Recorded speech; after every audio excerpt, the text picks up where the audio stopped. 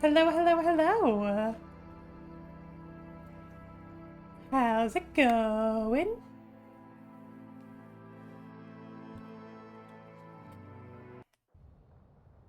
The um the post that I made um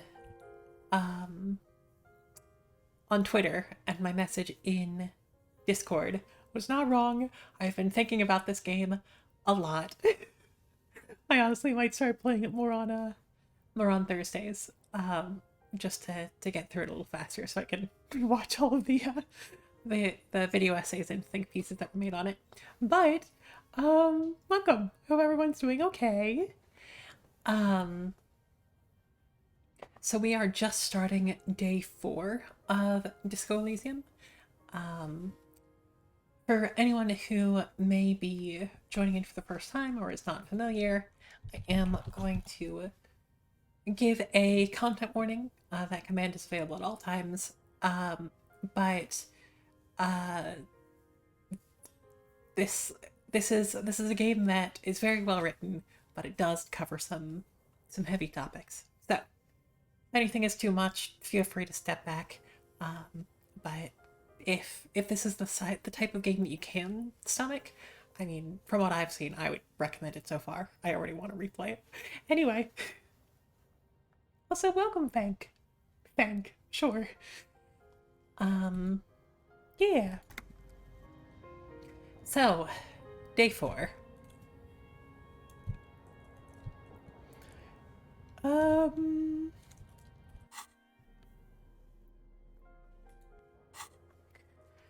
things that are immediately on the on the docket. So we definitely want to sniff out some comrades. Um, I do know of 2, at least 2. Um, I want to say that Manana and whoever was whoever the person in the apartments was, probably our first couple best bets. Somehow I don't think Evat really fits the bill of comrade, but speaking of, um we do need to talk to him now that we have quote unquote gotten the the permit that he needed signed. Do you need to locate a working firearm? Because we did our big thing that we did yesterday was that we found the actual cause of death, which was bullet. It wasn't just the hanging that killed him. So we need, now that we know that there was bullet, and we've investigated that bullet, um, and so that's an entire new thread. We do in fact need to wash off the death smell. That will mean needing to pay for a room another time at the Whirling. But um talk to the cryptozoologist about bug. Um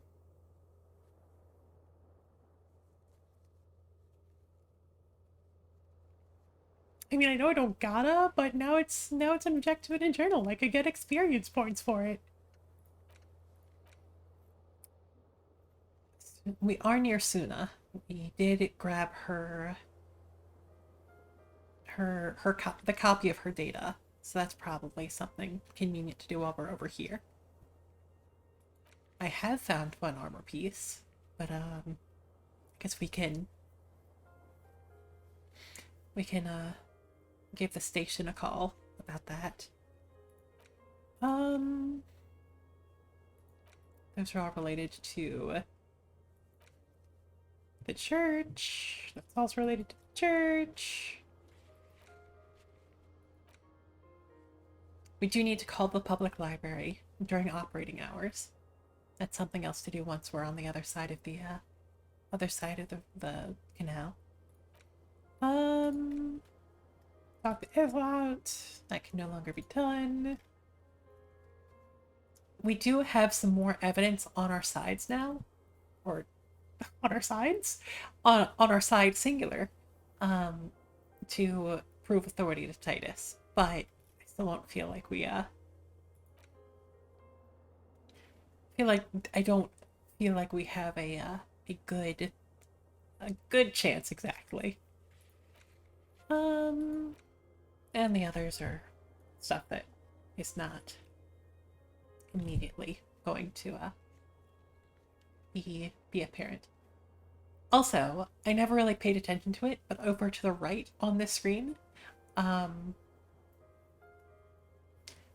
you can actually see how many times you have chosen different COPPA type or political leaning decisions. So I do not remember the time when or the times when I have chosen fascist or ultra liberal things, but it seems my leanings are clear.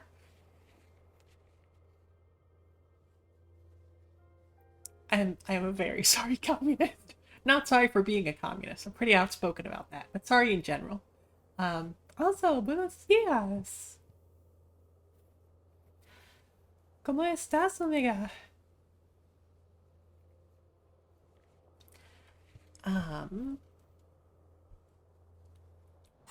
But yeah. Meet up with our partner.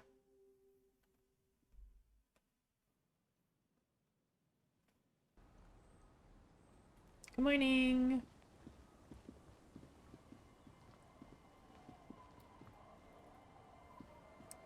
I sure hope you haven't just needed to wait out in the cold here, but thank you.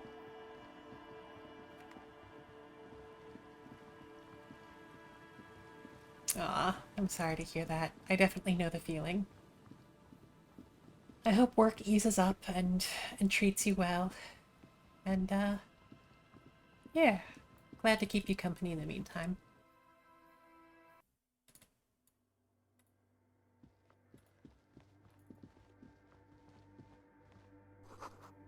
Your book has been left open.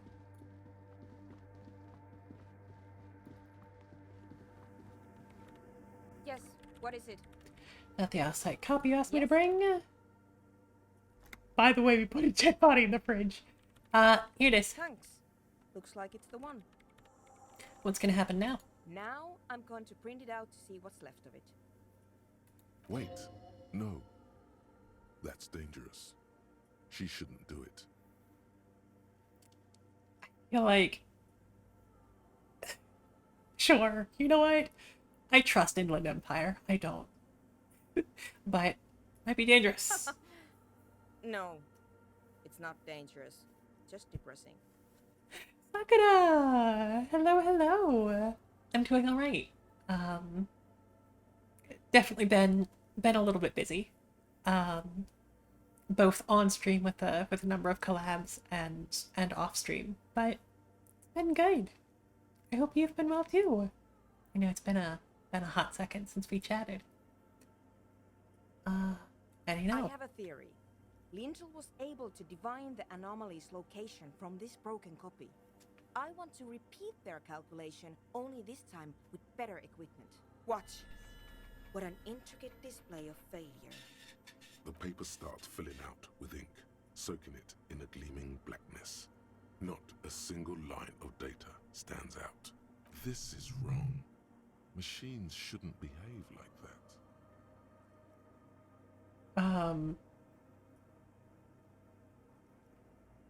kind of introvert era. I totally understand. Please note that there's no expiration date on like my DMs with you or anything. So really, if you're taking some time to yourself, totally understand. I'll be here when you're ready. Something's very wrong with that filament memory. Sona doesn't reply. Her hands running over the printout. She's looking for something. For her morning star. Eyes scouring the millimeters. Here, I found it. Where? Hold on. Can I do anything? Just give me a second. I'm almost Okay. I've never witnessed a programmer work before. done. I've got it. I found the location of the anomaly. Oh my god, congratulations. Thank you. God, it is the moment when someone who is usually very serious does experience a moment of genuine triumph or happiness that they can't contain is just, yes. So where is it? Where's your 2 millimeter hole in the world? There. Swallow. Thank you for the gifts up to Sakura. Sakura, Papa. It's very kind of you, Frank. She points to the other end of the church where a group of water bowls forms a ritualistic Think arch. you can help me again? Sure. I need you to go move those water bowls for me. I need to double check my calculations. You're watching my Spiritfarer playthrough. Aww. I'm glad that you've been, I don't know if enjoying is the right word, but thank you for watching them. Spiritfarer is definitely a game that hit me pretty hard, so I'm trying to get better about uploading VODs to YouTube with more frequency. Still no editing or anything, so I'm not sure if they're exactly watchable, but but they do exist. This is kind of like Spiritfarer.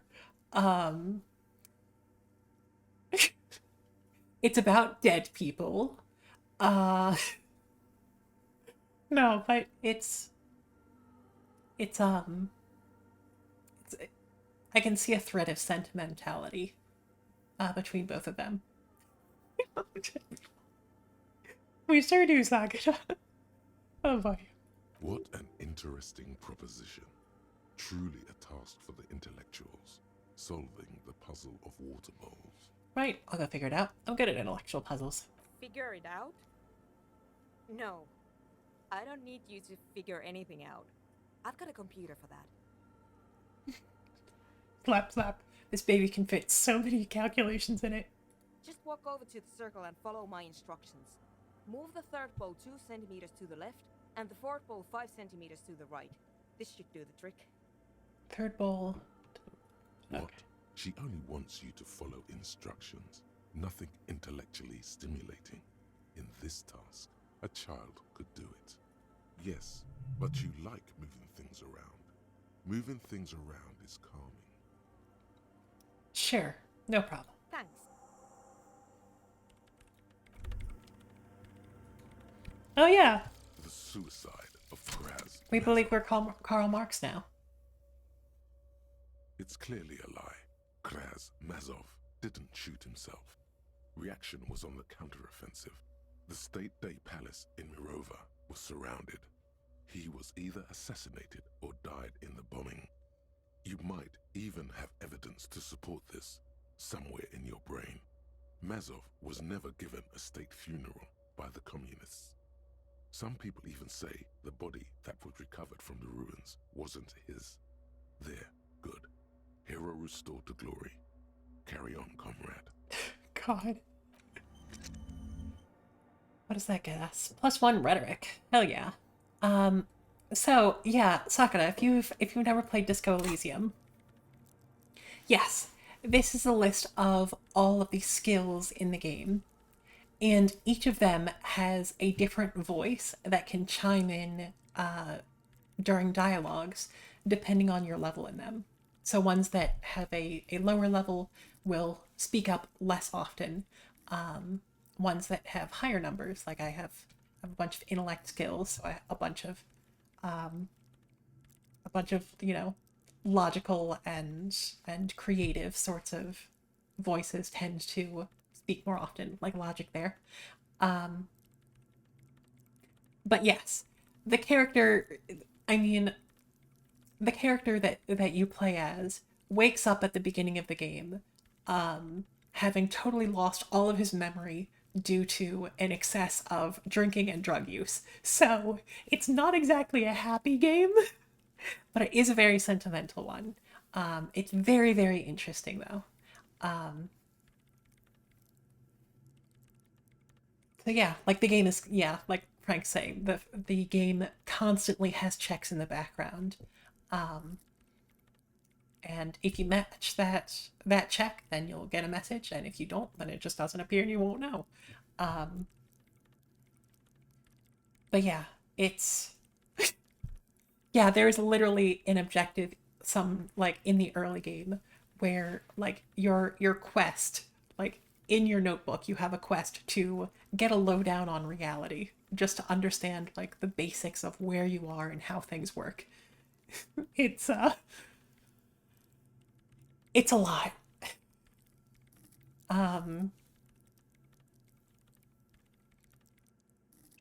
So yeah.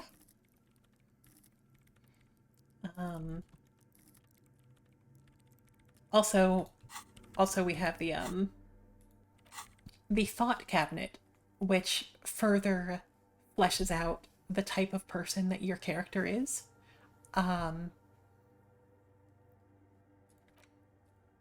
For example, I have internalized a thought of being an obnoxious feminist. Also, communism. And also, not just communism, but communism apologia. Uh, so it's good. It's a good game. There's a lot to it, but oh, it's a lot. Uh,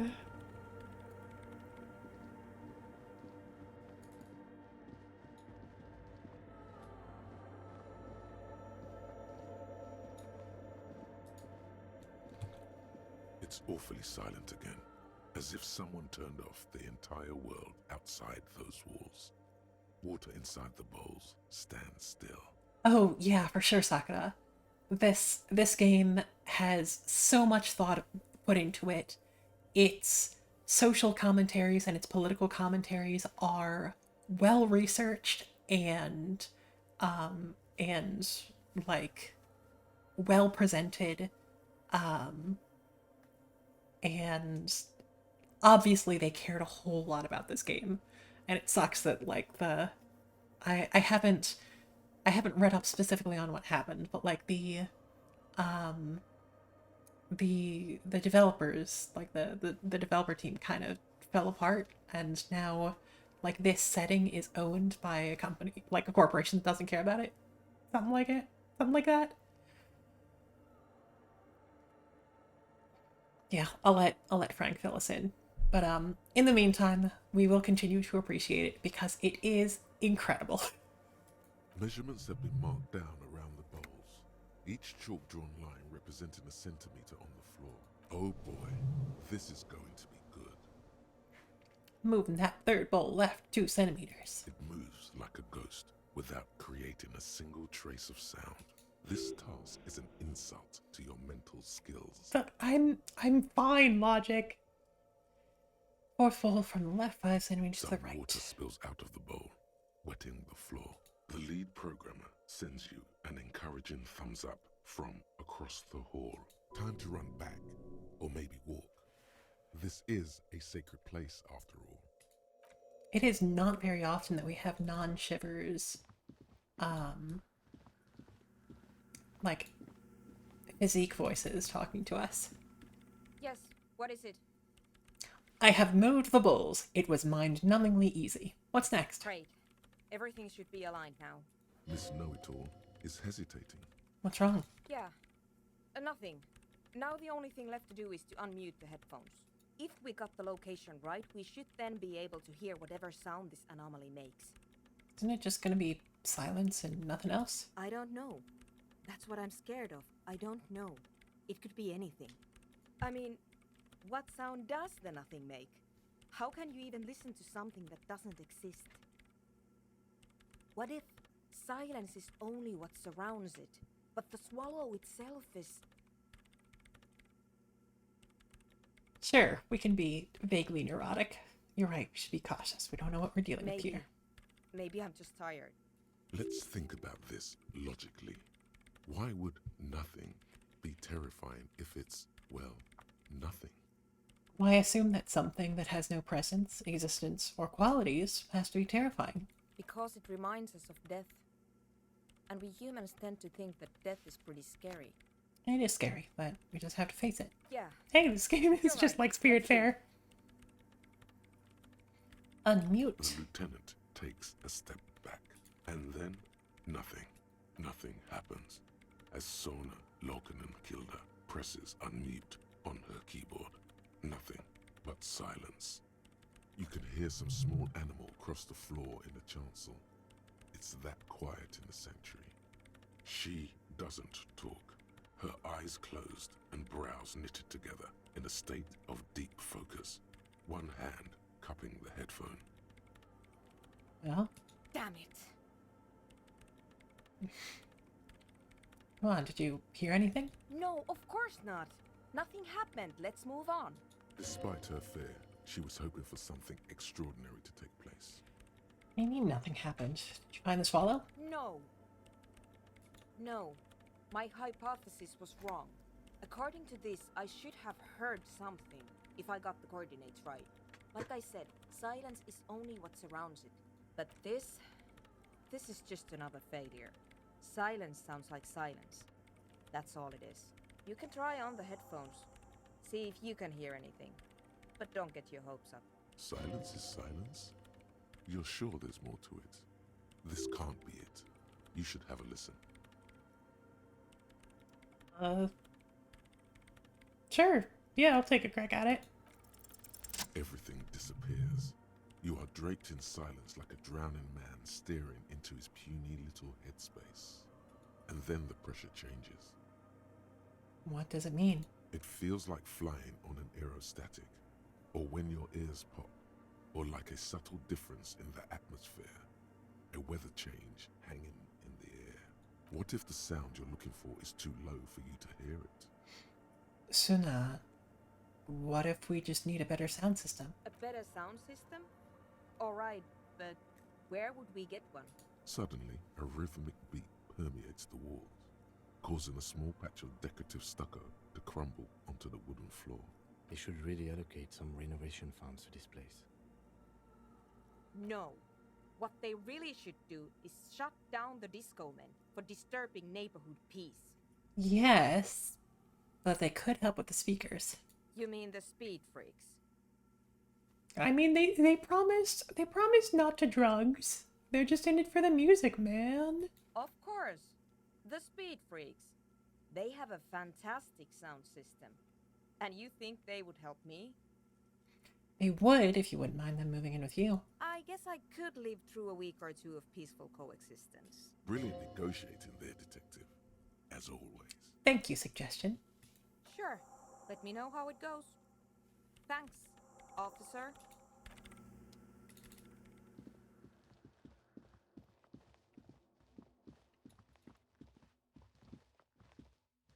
Hardcore. Core group of creatives no longer works there. The head writer is suing to regain control of the company. Body hearsay and blood. Yeah. Yeah, it's pretty rough as it turns out.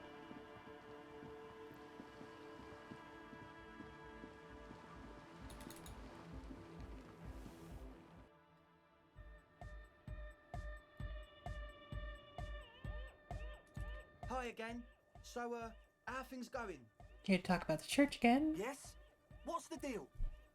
Good news. I managed to convince Suna. She's okay with you guys moving in, but on one condition. She needs your speakers for her project. We are grateful, Copman. You're an augury of a new era of Nordic dance music.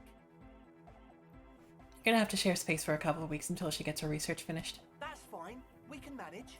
And you're still sure about keeping our little side business, right?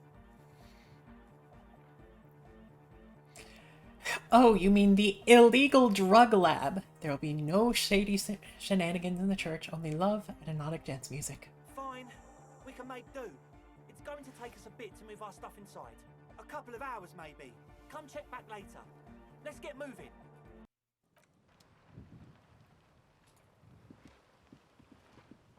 Well, there we go.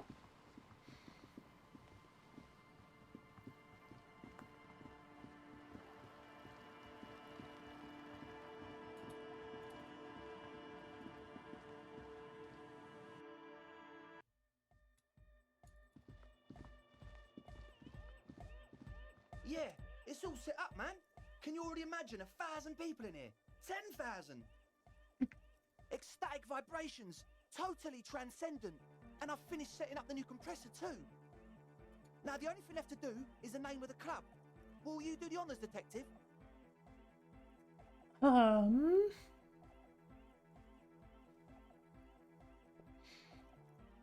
So, what would you suggest as the name?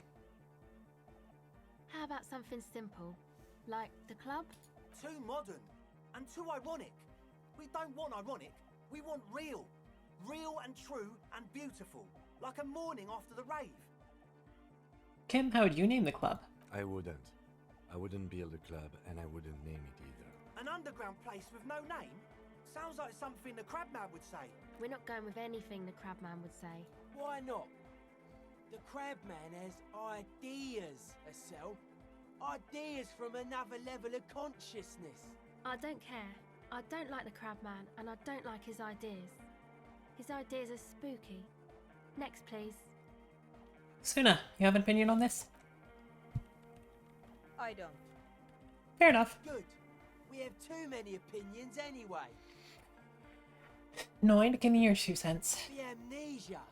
Like the... I can't remember the name of the club, Amnesia. Amnesia! It's not amnesia, guys. Egghead, do you have a lot of ideas? Yakukata! Yakukata! The place to be! Yeko Qatar, the zone of ecological catastrophe. That's too morbid, Egg. Got anything else? Hardcore! Hardcore to the mega!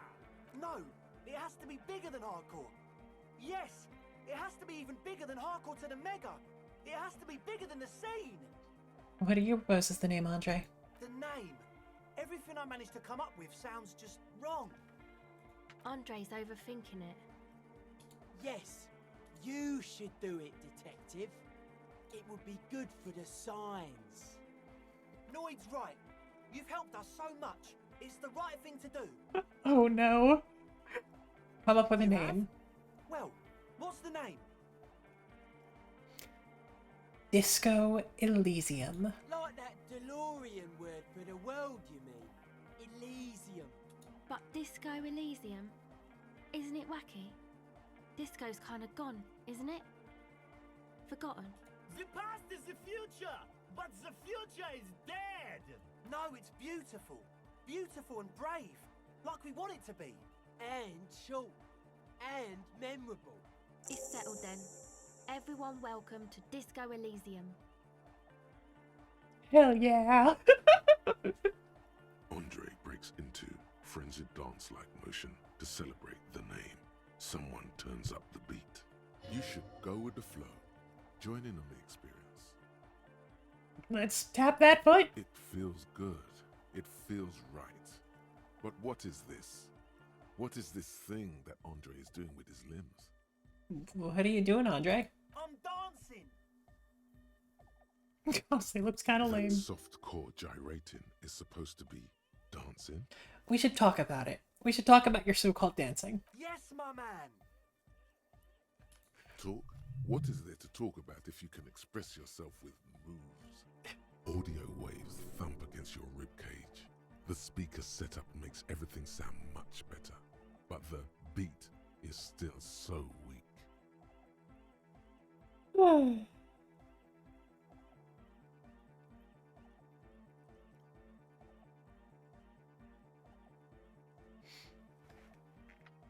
So, Goodbye, officer. savoir-faire.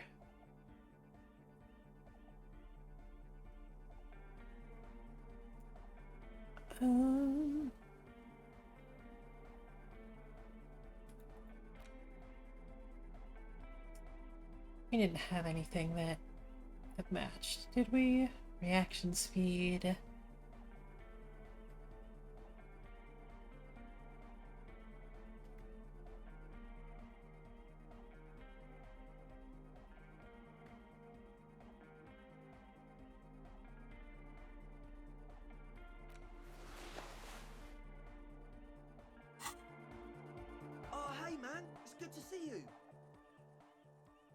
Well, that did not change it. Goodbye, officer. Okay. Pants go back on.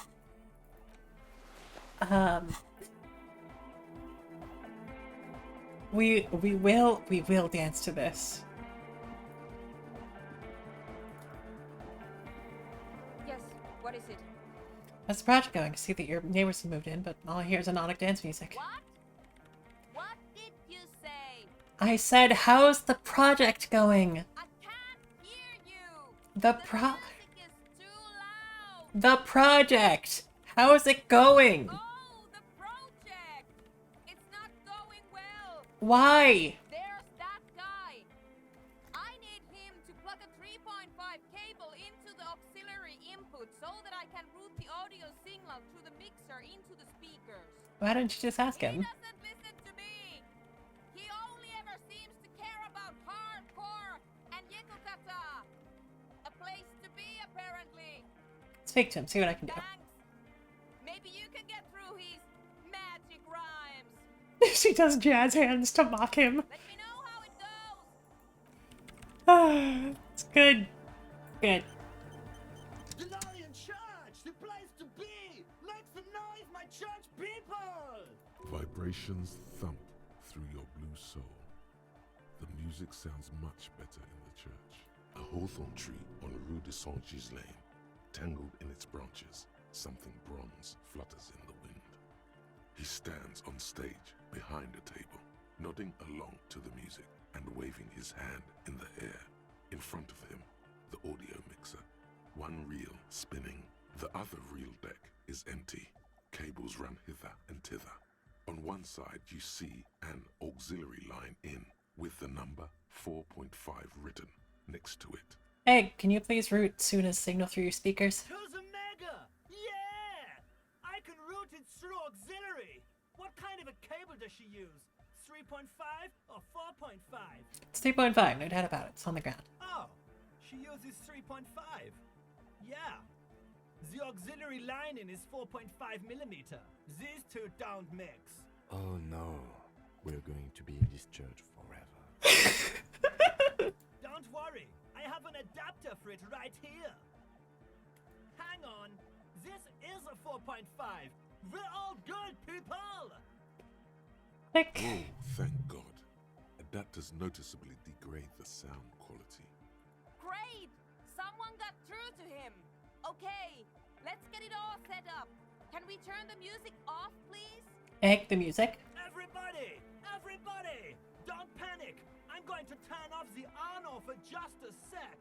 For a special scheduled event. The on-off will be back, but we're doing something else for one moment. Alright, go tell her that Egghead is ready to rave to her tunes.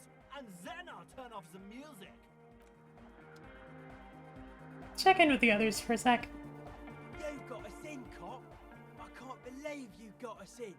With wonder in his sharp eyes. Between you and me, I don't know if you've noticed this about me. I'm a little suspicious of authority. But you really came through for the hardcore underground.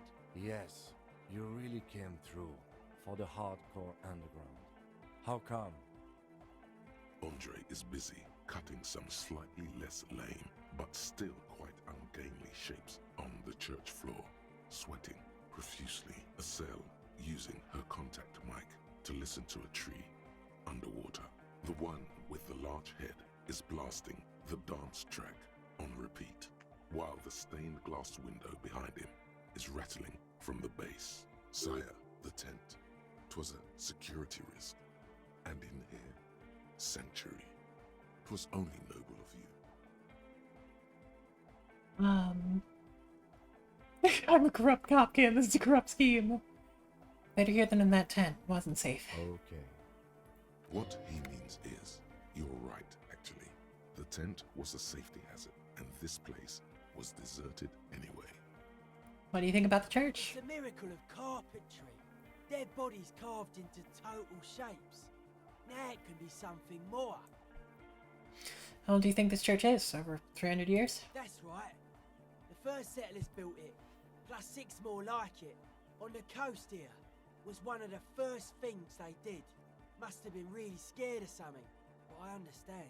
Alone on an uninhabited archipelago, forced to face themselves and nature. Pre-industrial quantities of solitude. The sea, perhaps something more fundamental. He means something paranatural. He must... I would want to build a safe place for myself and my own as well. Style of church what style is the church built in? A cop who's into building critique. Okay then, this is folk DeLoreanism, lawmongerer. It's a subset of early DeLorean architecture. I'm not just a cop. I'm an art cop. Art of core. Okay, and what's DeLorean architecture like? Total. Everything between an ancient concrete cathedral and a glass cube is DeLoreanism. This is just an homespun version of it. Folksy stuff. Early mass production. They made thousands like this. Does that help you out? What would a DeLorean building look like? Like that woman there. Vertical, thin, white, a false image of grandeur. The source of the system is up there. You're at the bottom. They really dug that power vertical. Like to show off large and intricate structures. Arches, spires. Put you down with them. They were really into painting everything white too. Virginal shit, you know. Marriage shit. Virtue and tyranny. Marriage is shit. Yeah. Right. Church isn't painted as white as far as I can tell. Stands to reason it used to be white on the outside before the sea wind took all the paint off. Year after year, flake after flake, whitewashed clean, then covered in green moss, slowly peeled by the wind. Your skin crawls from the sensation as you look around. What do you mean by dead bodies? Dead bodies of perennial plants. Sigma functions have left this place. It's a good thing we came along. The spiritual collapse has been total. Spiritual collapse. I saw some piglets suckling their dead mother. Have you heard this one, cop man? After a short while, they shuddered and went away. They had sensed that she could no longer see them and that she wasn't like them anymore. What they loved in their mother weren't her body, but whatever it was that made her body live. End of quote. This is an high-quality carcass. The power of anodic beats and hard bass is needed to reanimate it. Incredible sentence. Where's that quote from? A Sarais man who lived a long time ago. An ancient hardcore brother. So what you're saying is not a big fan of the Innocentic system. 3,000-year-old tyrannical regime of history. Built and maintained by hundreds of generations of self-appointed intellectuals. It's false core. The way he says it, the force in false core, is invested with 20 kilotons of disgust.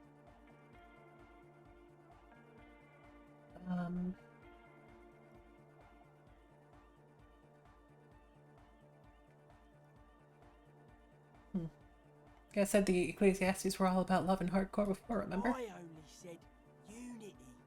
One word. Figures of authority always misquote you. Andre doesn't care about the Ecclesiastes. He just wants the operation to run smoothly. And Egg is a demi-beast. You shouldn't listen to what people say. You should listen to what they are. You propose dance music will supplant the system. Anodic dance music. Regular dance music wasn't hard enough. And yes, I do. How you like the glasswork? I don't. Fuck her giving me the evil eye. Getting some real negative vibrations from her too. No wonder. We have to get rid of it. Dismantle it. Can't dance with a giant mass murderer looking at ya. Not a good look for the club. Mellow, man, mellow. No one's a mass murderer. This is a house of love. Mass murder on the floor. But she's pretty. Who isn't accused of being a mass murderer these days? I'm a big fan of resettlement programs for some reason. I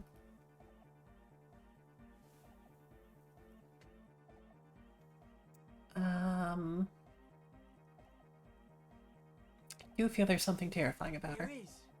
She is a party repellent, a and must be taken down before we can begin partying in here. The speed freak looks the same way. It is dark there in the back of the church. For a moment, the music echoes strangely. It's the innocence of humanism. Humanism seems to be a pretty big deal around here. Humanism leads to eating sugar and pigs. Humanism was invented to mass produce billions of humans. Billions of humans can mass produce hundreds of billions of pigs. And many, many more tons of sugar. She liked games. Her legacy, the thing we live in, isn't real life. It's a strategy for some kind of victory against a long dead opponent. But, yo, I'm only annoyed. What do I know? Would you say she was, you know, human? I like this question, Cop Man. She did not live the life of a human. She lived like someone who's playing a game. The life of an operator. That's not the life that humans live. She was adored. Humans aren't. I don't know about you, but they hate me. And they do not think I'm innocent or some shit like that. Yeah, hate this too. Well, they loved her. They put all their love in her and forgot all about the rest of us.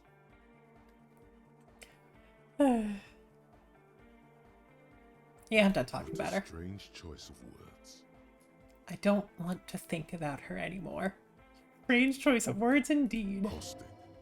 Overflowing with negativity. That can't be healthy. What's happening here? Why do you keep coming back to this window? Nothing. Everything's okay. But it isn't. And you shouldn't come back to this anymore. This should be the last time.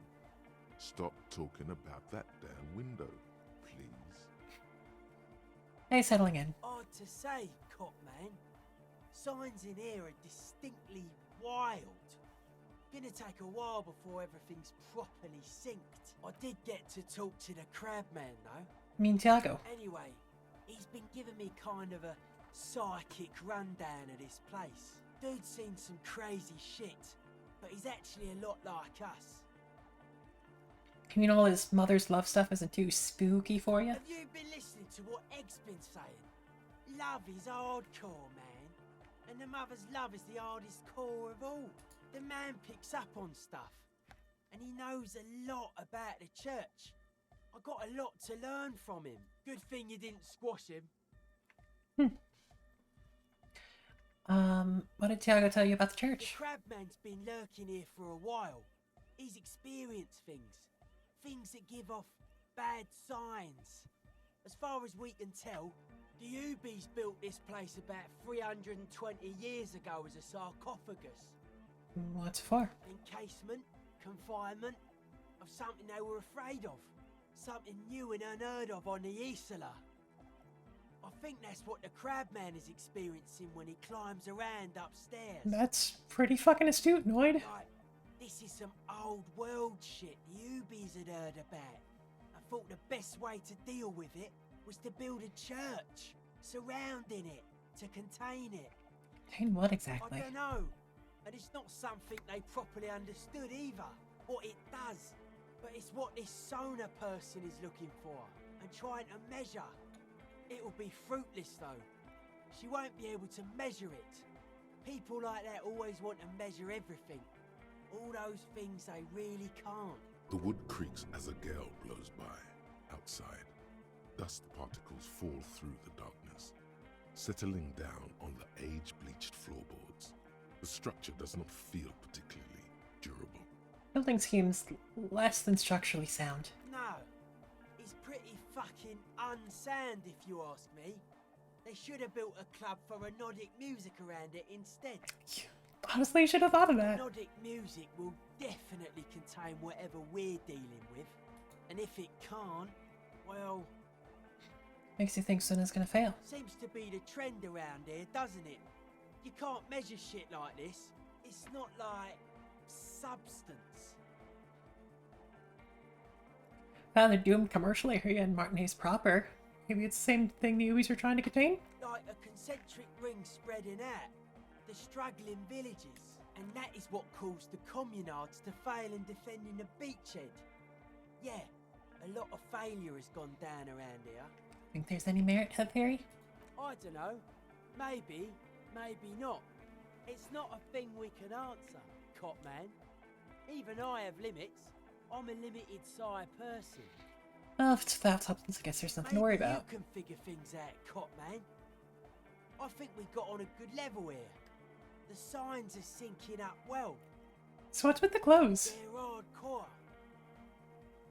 That's it? They're just clothes.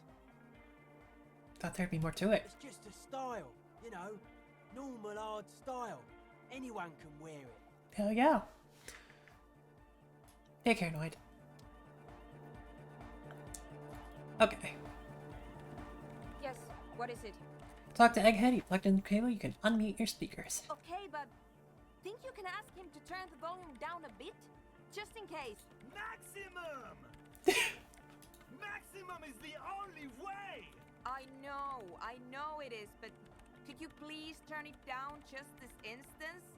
Just this one time? Maximum is not the only way, okay? Pump it to the brick! Pump it to the hard master! There's no other way! Glue style! Glue style? Okay, there literally is no other way. The mixing desk is glued to maximum. See? He pumps it to the hard master. It's hopeless. I think what Egghead is trying to say here is that the volume button is stuck on maximum. Of course it is. Yeah! Permanent enlightenment! Ray of sound! Never mind then. Let's get on with our project. I'm going to unmute the speakers on a count of 5. Everyone ready? Egghead pumps his hand up in the air, waiting for the beat to drop. Born ready. Ready? I'm ready if you two are detectives. The lieutenant nods stoically. Not so stoically, his hand moves to the gun holster. Suddenly, your palms are sweaty. The church seems cold and large, somehow. 5, 4, 3, 2, 1. Mute disengaged. No wind outside, no waves, no floorboards creaking. Total, continuous silence. This is unnatural. The woman looks around. In the silence, you see dust move on the floorboards. The driver of the speaker vibrates in the air and then stops. Plasterwork begins to crumble down the walls. In the silence, a low hum starts creeping up your spine. It's a song inside you, not in the speakers, not in the room. A great bass sigh in the basement of your mind. Slowly, it builds until the air around you starts to vibrate. It's out there now, in the world, made manifest. It will devour everything. The floorboards, the glass, the streets and the people.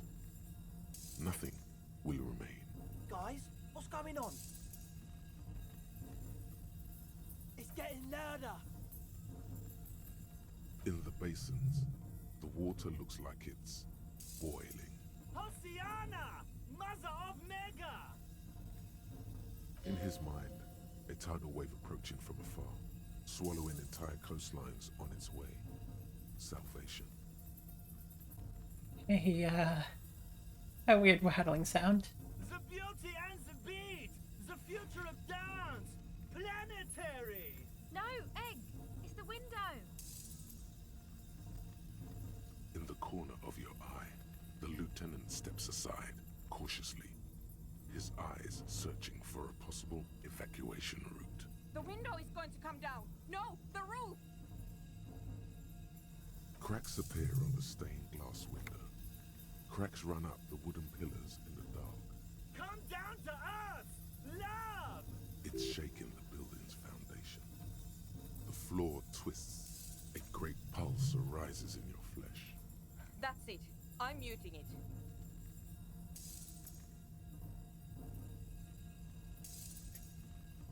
I wanna dance with somebody. Oh! I want to feel the heat with somebody! Shit! You? Yes, I've turned it off. Andre, pull the compressor. The place is gonna come down. Fuck! I can't shut it up. The signal's passed. It's not in here. In the mixing desk now, building into a positive feedback loop. This is it. A great roar. The vault of the roof twists above you. Glass shatters somewhere near the door. It's coming down. Cat, it's in the desk. And then it stops. Totally and utterly. As if there never was a sound. Only your ears still ring from the shock. Everybody is staring at Egghead, holding a dangling cable in his hand. A black 3-pin connector. Egg. I pulled the plug. It was getting too hardcore. You did good, Egg. Most of the place seems to be intact. Fucking hell. Programmer lady, tell me you were recording that. 4 years. 22 people. Millions of reals. All that time? This is what we were up against. Just erased it. Suliswolf isn't gonna believe this. Yeah, but did you record it though? It was dope. I think we can use it. Yes, Andre. I recorded it. Damn, I need to send some letters now. Thank you all for doing this. Eggman, you too. And you, officer. I don't know what we've discovered, but I know what it sounds like now. That's the start. What was that? Never heard anything like that. It was mathematical information from the anomaly, presented as a waveform. That's what it was technically. Theoretically, I have no idea. I've never even heard of anything like this.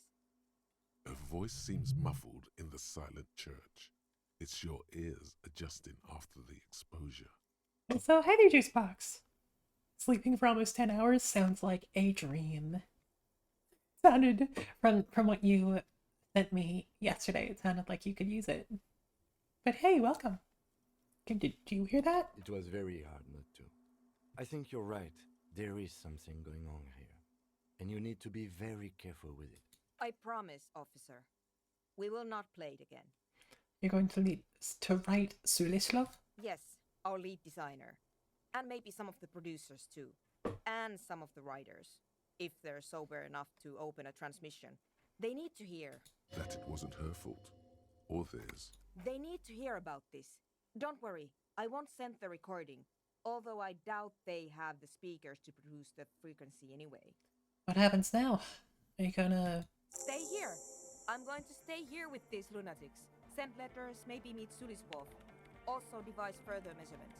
I want you to know that's totally chill with us. I don't care, but thank you anyway. Aw, she does have a I heart. a theory to come up with. Some kind of preliminary explanation to all this. Or the letter will sound like I've lost my mind. Yes, and we have to get back to stabilizing Martinez. Instead of demolishing it with loud bass noise of unknown origins. Some tiny hard thing lets go in your stomach. You're still alive. You have an explanation for all this. Somewhere deep in you, you know. The person you were knows.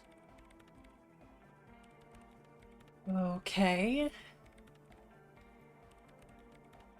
Logic. We can do logic.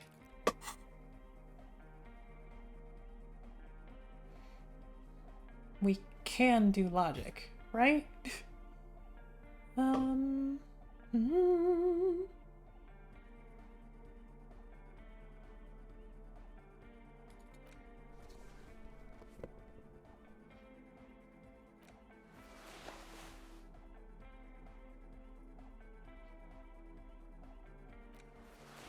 Sure as hell can we do logic. Super fucking logical.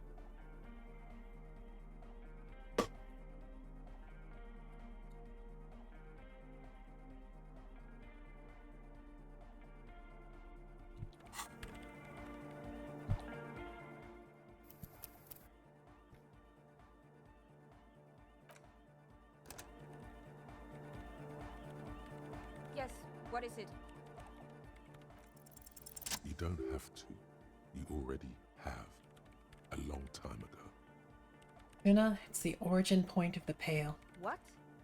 The swallow, it's how it starts. It's baby Pale. But Pale isn't here. We're thousands of kilometers from the edge. No, we are 20 meters from the very edge. She looks up into the darkness under the nave, then back at you. You have her full, undivided attention. The lieutenant's, too. He takes his glasses off.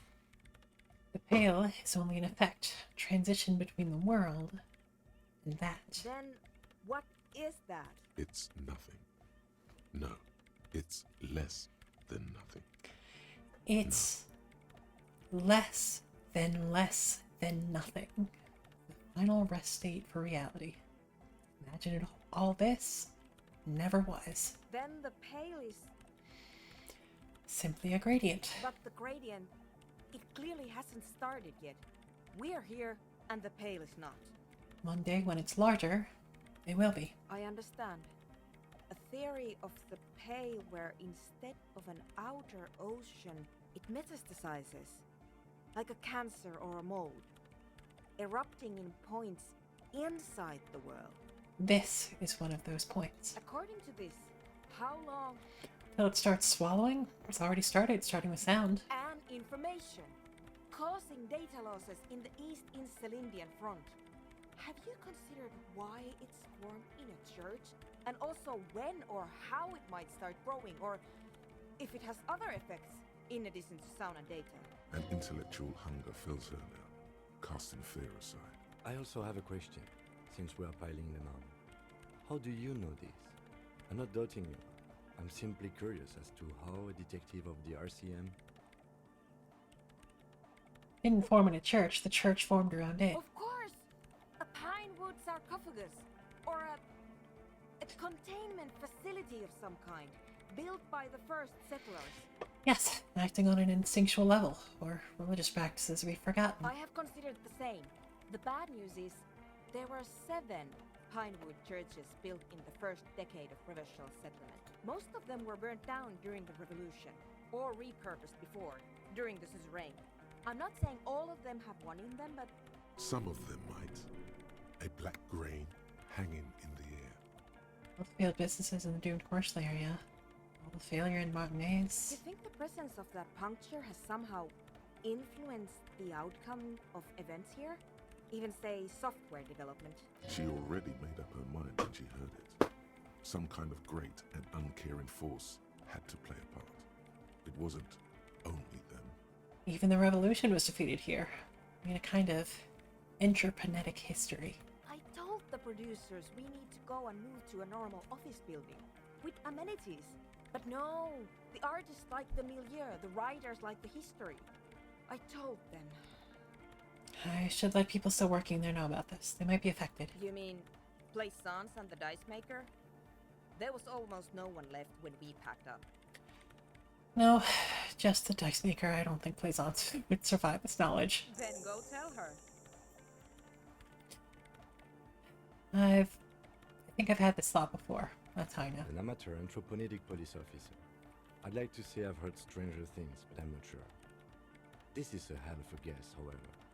Well worded, I might add. Yes, it is very interesting. But I wouldn't say you know. This is a guess. One that's going to have to be proved by anthroponetic scientists. One day, all the world will be like that 2mm hole.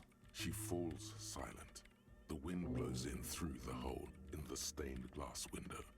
Cold and moist. I'm going to leave that out. But the rest? Some of this I can use to start to explain this to the rest of the team. Maybe I'll sound mad, but... Man, you will certainly sound mad. One more thing. Maybe a club for anodic music isn't the worst thing you can erect around this particular point in space.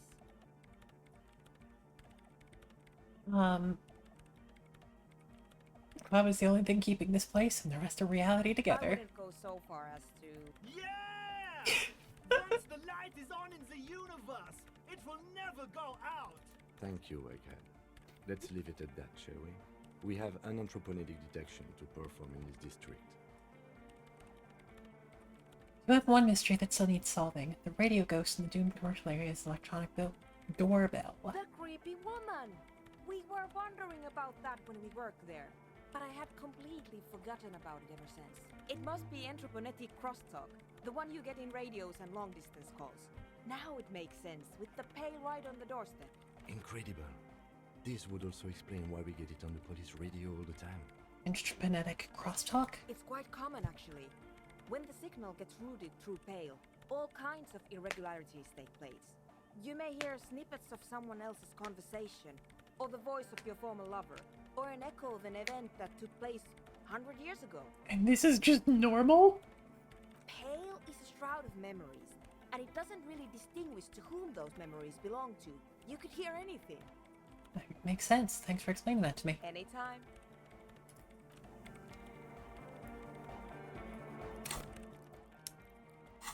Well, shit.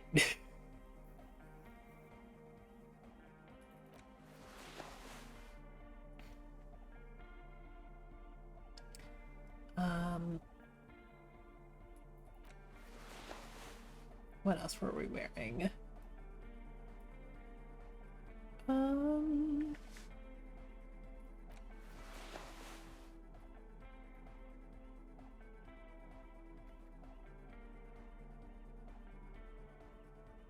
Logic perception. I do really like my perception.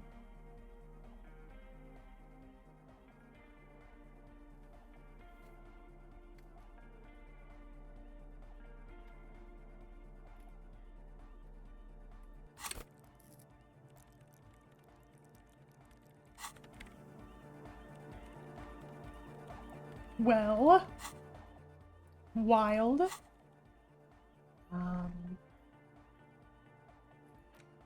Cleaning up the rooms. Someone's been walking around in your dreams lately looking for something. Setting up, rearranging, storing away all the unrealized dreams, putting old pains in boxes. Worst nightmares have settled down for a while. A lot of light on the wooden door after the dark. Fluttering of eyelids in the spring sun. Thought that her eyes had only to disappear again. Yet there's a pattern emerging. Well.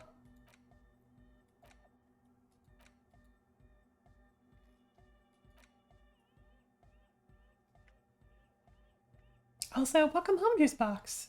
Also, Frank posted a wall earlier. Now that sequence is over, I'm going to read it. There's a line where one of the innocents said that there could have been many different people qualified at any time of being an innocence. There's a fan theory that Harry is a potential innocence. He doesn't strike me as the type, but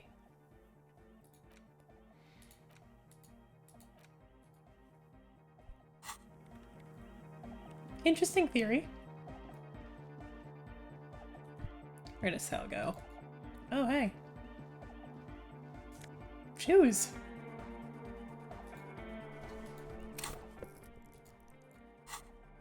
Empathy shoes.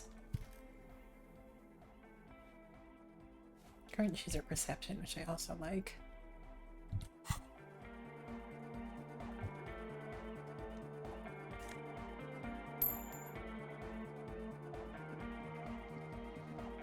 She's whistling a melody, her trusty contact mic attached to a wooden pulpit. At the sound of your footsteps, she stops what she was doing and turns to you. Hey there. I've been recording some new audio from all these beams and rafters. The sounds travelling through the wood are pretty cool. Creaks and stuff. Like you're underwater, you know? But like, underwater inside a tree. Far out. Also, hey there, Ash. I've really, really been enjoying this game, and like the whole like church pale Anonic Dance Club thing has been totally unrelated to like the whole murder thing, but but I've been living for the amount of the world that it's fleshed out. And also I just like all the characters in this room. They're fun to see interact with each other. But yes, good video game. Thanks for joining us. But yeah, we're in the morning of day 4 at the moment. We're all living for it. Hell yeah. So Yes. I'm being more like Contact Michael, right? Don't even bring it up. I wasn't going to. No. I actually wanted to thank you for getting me and my friends in here. And we even found some new associates, such as they are. How's everyone doing? Good, I think. Noid is getting a read on the place. I think he finds the carpentry very impressive. Andre's been setting up the compressor and dancing. Egghead's been keeping the party up. He's got the stage under control. Sauna, the programmer, she's doing whatever she does behind that radio computer of hers. She doesn't talk to us much, and the Crabman hasn't shown himself, thank God. Now, can you tell me about your associates? Sure. You helped us out. I can repay the favour. How about Suna? Ah, she's a bit odd, I have to say. Doesn't talk much. I'm not really sure how to vibe with her, you know? Seems like she's not in a very good mood most of the time. But earlier today she told me about Welkins, and she seemed oddly happy, like she had some idea with those little creatures. Some artistic idea. I didn't really listen, I was busy with my mic. And about Tiago? Oh, the Crabman. Still gives me the creeps the way he moves. But he doesn't actually come down that much, just climbs around the rafters. I just tried to stay away from the Crabman. But he talks to Noid. They seem to have some thing going on. How many times know you before? Beats me. Noid said they get along somehow. They're both crazy enough, I guess. What's he do up there? Who knows? He doesn't really answer our questions, see? Not that it's easy to ask them. What are we supposed to do? Yell up at the tower? Fair. About the Who others? do you want to know about? Tell me about Andre. Andre? He's a cool guy. Doesn't really come off as one, but he is. To me, at least. Oh, He takes care of shit. Sorry. I mean, he's got a vision. Of what life should be, you know? He tries to push things until everything falls into place. He's an organizer. what's he organized? Nothing. But then again, there's nothing to organise around here either. He really wants this church thing to work. Must have taken it as a sign when he found it abandoned like that. Said it was an augury. I don't know where he got that from. Andre's not super intelligent. I've never seen him so psyched about anything though. And he's often psyched. Looks sort of desperate, like it's his last chance or something. Or maybe he was just high. I mean, not that he does drugs, just high, you know? Thank you for the quench and dilate.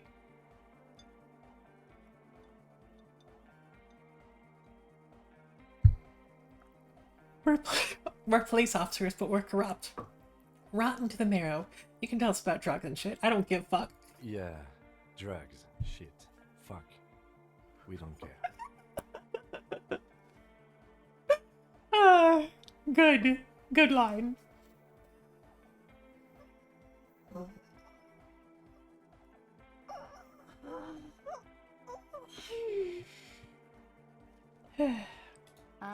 Yes. Anyway.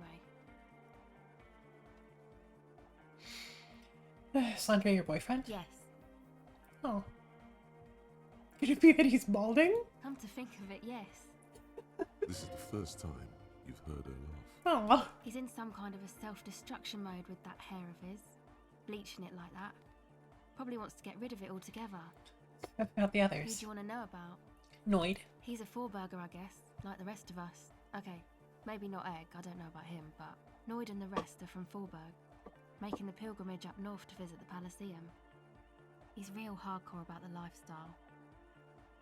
Juicebox will be unpacking. Yeah, take care of yourself. Thanks for hanging around. Enjoy your lurk. What's he do? What do you mean do? Like for a living? Yeah. He's a carpenter, trained and all. Oh. He's very good, he just doesn't have the mindset to work like that. In a shop somewhere. What kind of mindset do you mean? He abides by the hardcore, sir. You would have to ask him yourself. And you? Sir, I abide by the law. A strange feeling. Every now and then, something feels off about the way she speaks. She doesn't change tone, but you feel as though there's more about her than she lets on. I like her too. And what's this pilgrimage you're talking about? It's just something poor Fallberg kids do every spring. To pass the time, we walk the entire length of Boogie Street, up to Jamrock. Or as much as possible. Where would it be? I don't know, man. Have you been down Boogie Street? It's a little bewildering. Oh, I'm sorry. Have I not told you that I'm a raging alcoholic who recently drank himself into oblivion so deep he can't even remember what it sounds like? What sounds like the biggest street in the city? No? Well, I am. Okay. Then you should go and take a look, I guess. Boogie Street is cool. It's got a lot of immigrants and all kinds of different people. Might just do that if I make it there alive. Who do you want to know about? What? Egghead? What? What do you mean? What do you think? What does he think he's doing when he yells all that stuff? Oh, that. He's the party boy. He's told me as much, but what exactly is a party boy? A Nordic music doesn't really do vocals in the traditional sense. Vocals are thought of as rock. That's to say they're a bit backward.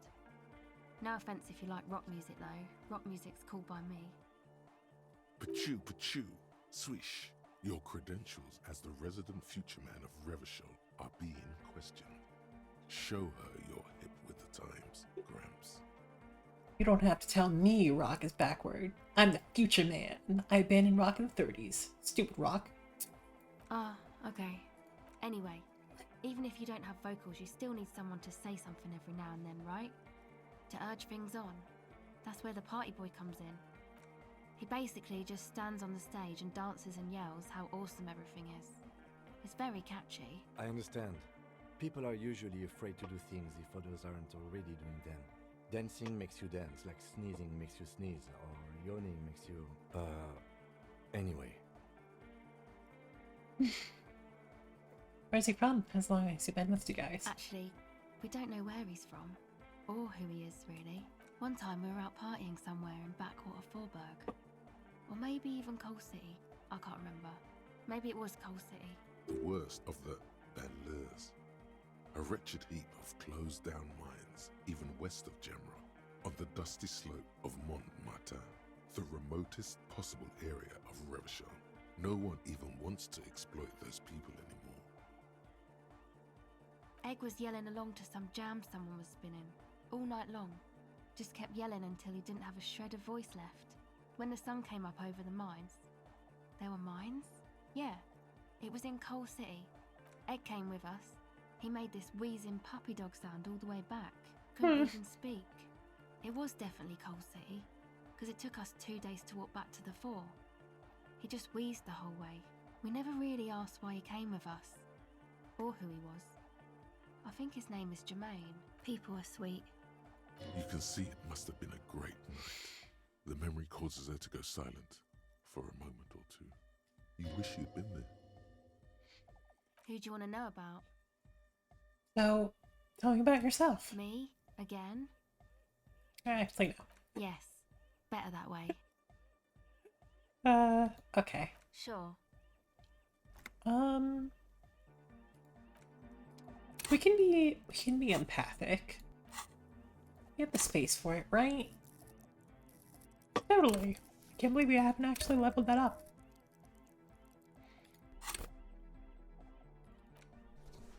Super empathic. Just look at my shoes. Look how empathic I am.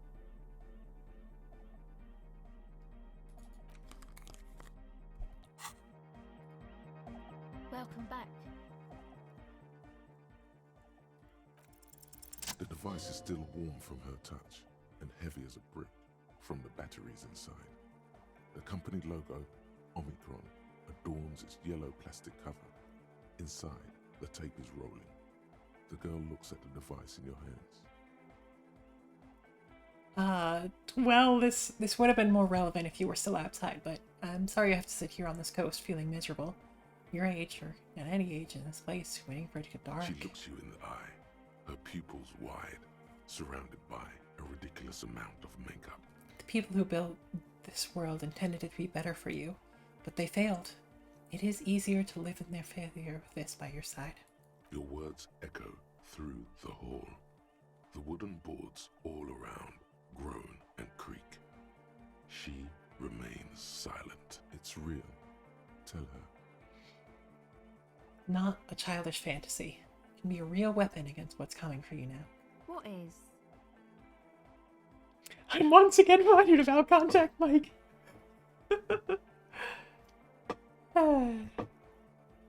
The dark. I know. I'll stick to it. Something changes between you two. She looks at you differently now. As an equal. A fellow human being. So thanks, I guess, for the psych session. Maybe I can return it. What's been eating you, officer? Said eating me? There's nothing eating me. Come on, I can tell. But okay. Be a boyadero about it if you want to. Guess there is something that's been making my life hell. What is it? I think it's the plight of the working class. Everyone's just mooching off the entrepreneurial class, shackling the doers. I think it's all these poor people taking our jobs. I think it's the plight of the working class. Oh. Really? The golem of capital runs rampant, smashing creator and slave alike. Yet the process is irreversible. Wow. Social justice really matters that much to you. That's commendable. It really had you shaken up there. Are you sure that's it, though? I haven't seen much of this world, but from what I've seen, social justice is an adolescent term. Always liberal. What's got me shaken up is the people struggle. It's got me shaken up bad. Yeah, man. They're pretty bad. Makes me sick thinking about the thousands, millions, billions. How many people are there exactly? How many people are there in the world? 3.6 billion, not counting those in sale. Really, that many? Uses me to tears thinking of the 3.6 million and God knows how many more in that sealed place, crushed under the tyranny of the market. Yeah, that's pretty bad. Are you sure you're not just hung up on some chick, though? Now that you mentioned I found these letters I had thrown in the trash, they might have something to do with it. Okay. Why'd you think that? They were written in a woman's hand and oh boy did reading them not make me feel good. There you have it then, chick trouble. Not political after all. Who was she? I don't remember. Really? You seem to be pretty upset about this chica. Are you sure you don't remember anything about her? Yep, next to nothing. Wow, man. That's some pretty strange shit. Are you sure the letters were for you? Yeah, I'm sure. Why would I have reacted so strongly otherwise? How come you don't remember, though? Is it like some selective memory thing? Wait, what do you mean by selective memory? Man, when I get hurt, I just want to forget that shit, you know? That kind of selective memory. I think it's more about me getting so unbelievably drunk I completely erase all memory of this world. Yeah, or it might be that. This one time I did so much booze that I forgot too. It's obvious she's done more than booze. Or it might just be some psych bullshit, you know? Königstein wank. What is this, Königstein wank? You know, the psych thing they've got going on there. Rich people like it. People in Königstein are mostly rich. Thanks for the bullshit psych thing then. You're welcome. Might be for the best to keep that shit forgotten though. Just my opinion. If it itches, don't scratch. Yes, but it itches really, really bad. That was a good conversation. I like that. Oh, hey man, it's good to see you. Higher quality audio. Goodbye, officer. Good morning, comrade. Yeah, harder car. We made him a communist. I forgot about that. That's a crazy sound we heard before. Yeah! It was awesome and scary. Very hardcore. Too hardcore, in fact. I couldn't control it at all. What happened? It sucks up all the air in the mix until it's the only thing left. Starts compressing itself and everything around it. Completely fills up the headspace. Extreme! Inside your chest, the heart beats still with the after effects of the sound. Imagine if you could harness that power. making it pulse. What if this is the answer to Van Eyck's jam? We could use the sound for the bass. But how?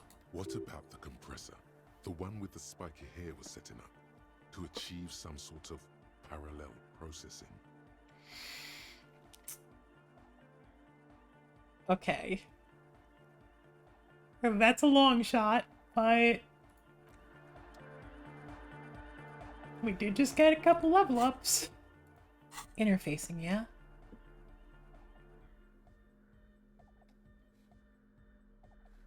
We already have the interfacing class.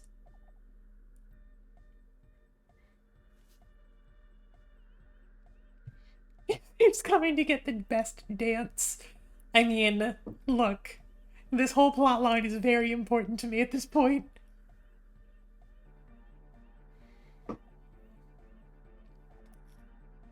We do not have anything else that increases interfacing, do we? Well, we've gotten 3% before.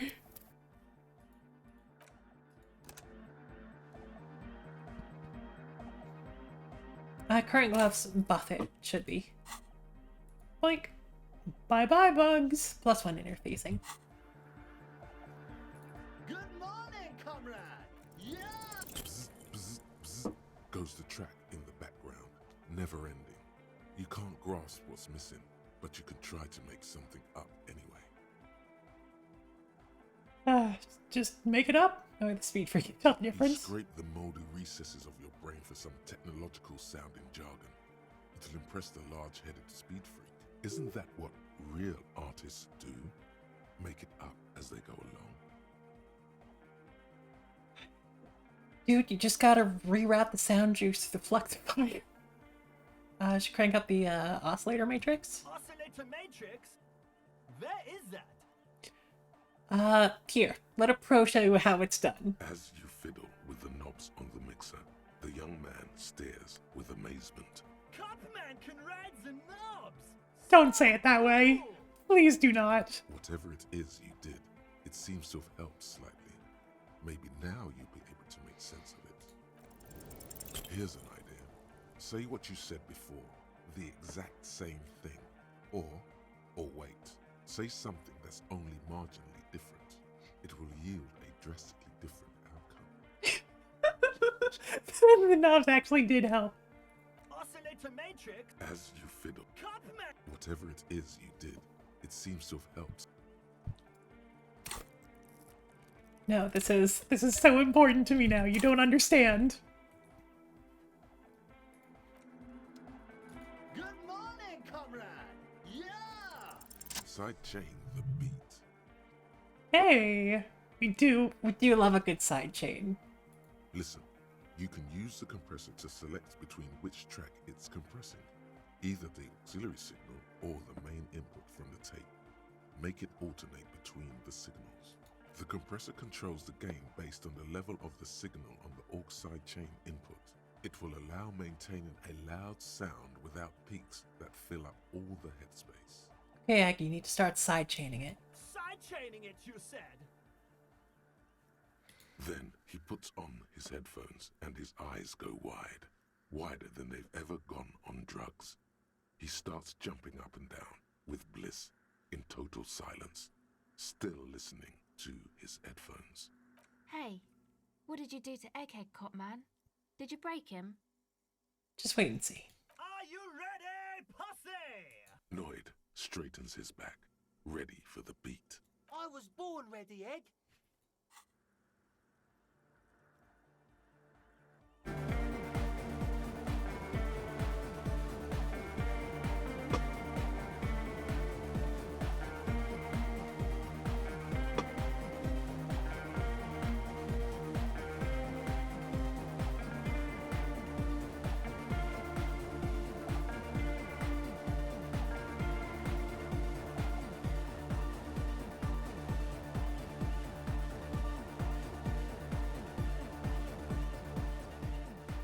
The audio assault is glorious. The speed freak dances on the stage, intensely waving his hand in the air. This is beauty! This is life! What in the world is going on? The way melody and bass flow together, it's unnatural. This one is for the Anodic generation! Introducing the ultimate sound! We have tamed the sound, made it our own. God damn it! This dance club idea might just work out. DeLorean Church! The place to be! Pump it! Pump it! This is it.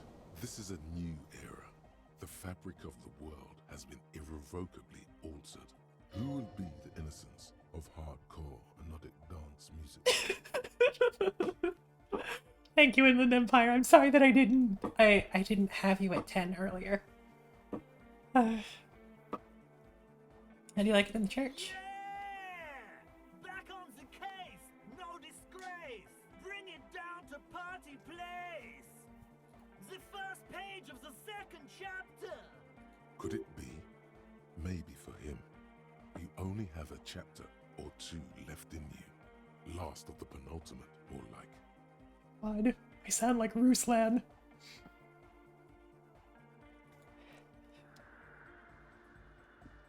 Hell yes. Oh, hey man, it's good to see you. And now it's all the way up to 8%. Goodbye, officer. Okay. You're gonna need to bear with me on this one. Oh, hey man, it's good to see you. You close your eyes and dream of the shapes your body should form to bring this strange music into life. For now, such ferocity of motion is beyond you. But just imagine the moves you could pull to this futuristic beat. I want to, limbic system, I promise you. Goodbye, officer. Did I have a pair of sunglasses? Sure did. Let me reload that quick save real quick.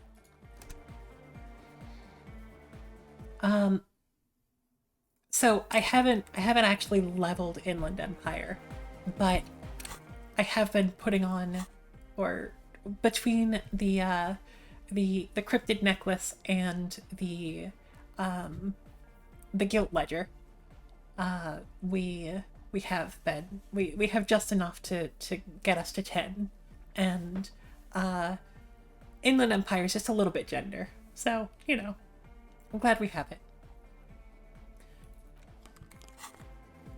Oh, hey man, it's good to see you. You close your But just imagine the moves you could. Goodbye, officer. We will be back for you. Putting my pants back on.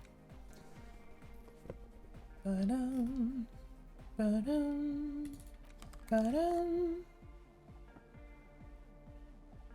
Incredible look.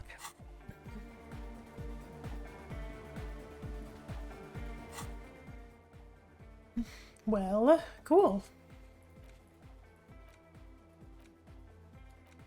I think that was everything that we needed to do over on this side of the river. Now, whatever.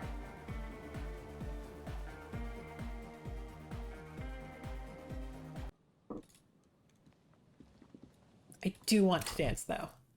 Before this game is over, remind me to come back and get that savoir-faire check. I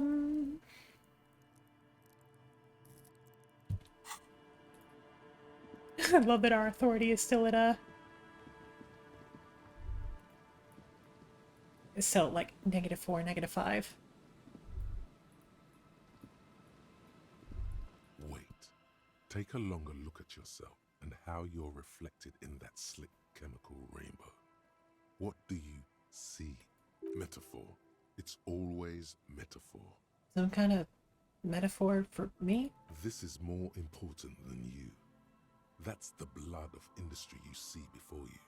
The runoff from Coal City, further down the coast. The engines of fortune once roared here. Great wealth poured into Revachol. the Delta, as did smoke, waste, sickness, life. What happened? The engines stopped. The West Revacholian industrial base was dismantled after the war. Now, extinguished coke furnaces dot the landscape, a landscape despoiled by industry. Filth. This needs environmental action now. There is serious dereliction of duty in this cleanup. Perhaps you could dedicate your life to cleaning it up, but you're a cop. You must concern yourself with different messes. Even so, it's pretty to think. What's this? We're getting reports of normal, reasonable, temperate, political opinions somewhere in Martinez. You must be mistaken. I'm a real radical. Of course, a radical centrist. How fucking dare you? In these bright and loud times where 1,000 frequencies drown one another out, sober thinking is a radical act. It's time to become a citizen of the kingdom of conscience. No, I'm too fiery for this watercolor ideology. I'm trying to develop some extreme and interesting opinions. That's a pity. Real democracy was just around the corner for Revachol. All the leading citizens are waiting there, without you. Augustasia, thank you very much for the follow, and I hope you enjoy gazing long into the abyss with us. The funny explanation? But consider, I'm a very sorry communist who does have some artistic sensibilities and is trying to become a better person. But like radically better, not just like moralist better. You know? You dig? That is that's the Harry that we got going on.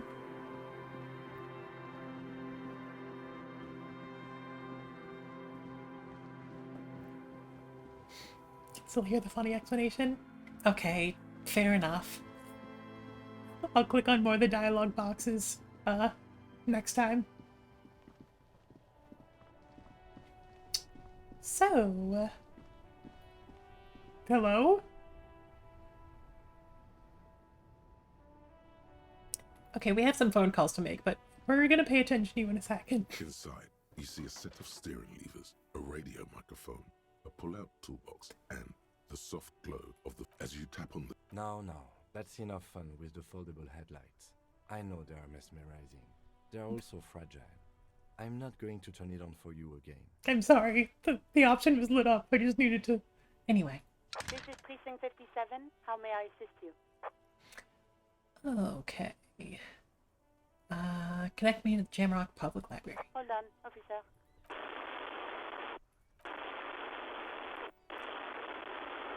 I've got Central Jamrock Public Library on the line, and I've already introduced you to their librarian. Connecting the call in 2, 1.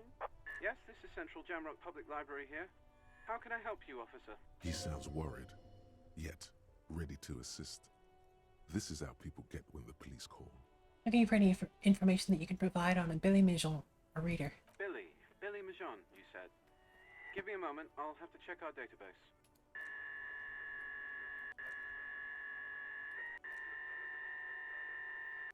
On Moreau Drive in central Jamrock, in a darkened hall lit by orange desk lamps far away from the noise outside, a middle-aged man taps commands into an old radio computer.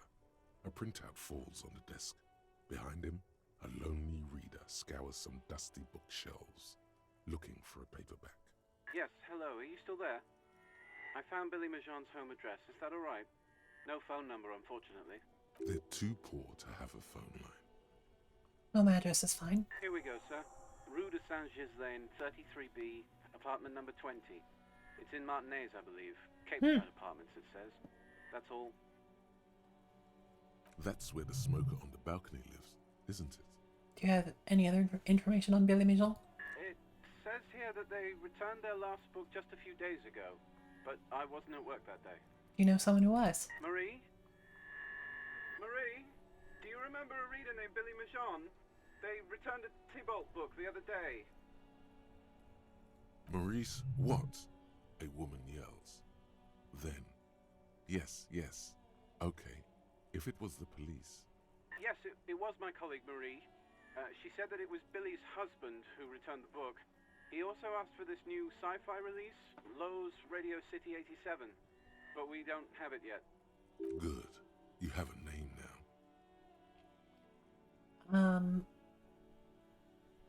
So Billy Maison is a woman, not a man. How'd your colleague know that it was her husband? Marie knows Billy. She's been working here longer than me. Sometimes her husband returns some books for her. And then goes for a little drink later. On the lookout. Oh no. Yeah. You know the husband's name? Sorry, no. Marie only knows him by sight. Can Marie describe to me what his husband looked like? Marie? She said it was an older man, and that she's pretty sure he'd had a drink or two the last time she saw him. What was he wearing? 1 second. Sorry, Marie wasn't really paying any attention to that. Thank you. That's all from me. No other questions. Happy we could help. Goodbye, officer. Anything else you need from me? Wait, a woman that's an avid reader. Oh no. Oh no, her husband really was missing. Oh no.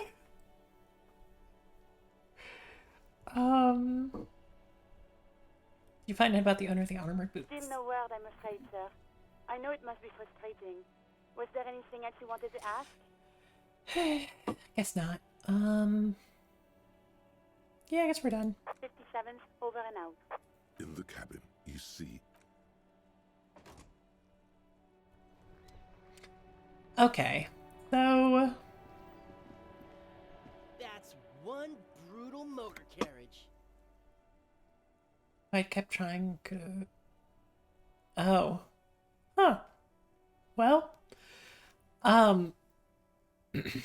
Okay. If I were a real skull now, I'd jack it, paint it in palm tree livery, then bottom light it, neon style. A snazzy shit-ripped skullmobile like this would make a fine trophy. We could, like, hang fucking shrunken heads from the side mirrors. Cops' heads. Scary tribal shit. Yeah, tribal shit. A cop carriage like this would have proper skull value. I mean, they seem vaguely racist so far. While I appreciate the interest you take in my brutal motor carriage, I have to stop you right there. The RCM takes threats directed at its property seriously. It's just theoretical work, Copper. No basis in reality. Man, if we were certified skulls right now... Who you? I can tell you who we're not, cop. We're not snitches or skulls. But his jacket literally says... Which is not to say that the skulls are bitches and... On the contrary. The part of this presentation you want to take home with you, cop man, is we're not part of the skulls yet. Okay then, let's indulge in some intellectual exchange. These young men seem eager to share their beliefs. Who are these skulls? You don't know? What kind of cop are you? One who drunk himself into a stupor 4 days ago. Answer the question. It's not a question. Don't get into it.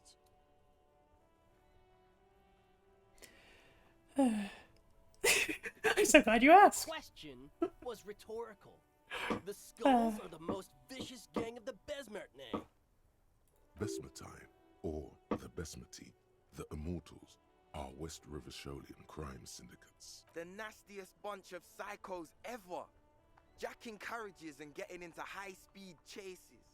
Possessing an infinite amount of fuck-all swagger, infamous for their non-verbal modus operandi.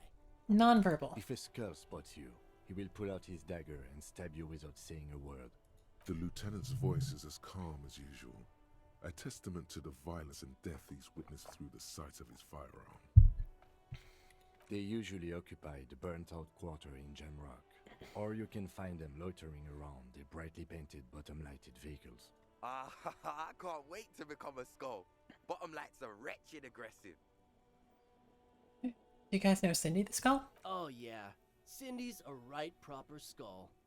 Yeah, a true artist of the future. Just like Arno van Eyck. By the way, If you see Cindy, give her our regards. You're talking to a cop. For all their nihilistic posturing, these young men are not lacking in youthful idealism. The lieutenant on your left is unusually lenient toward them.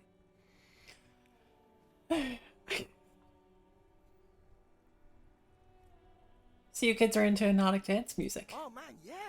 We're not fucking kids, man. Be wary of the abyss.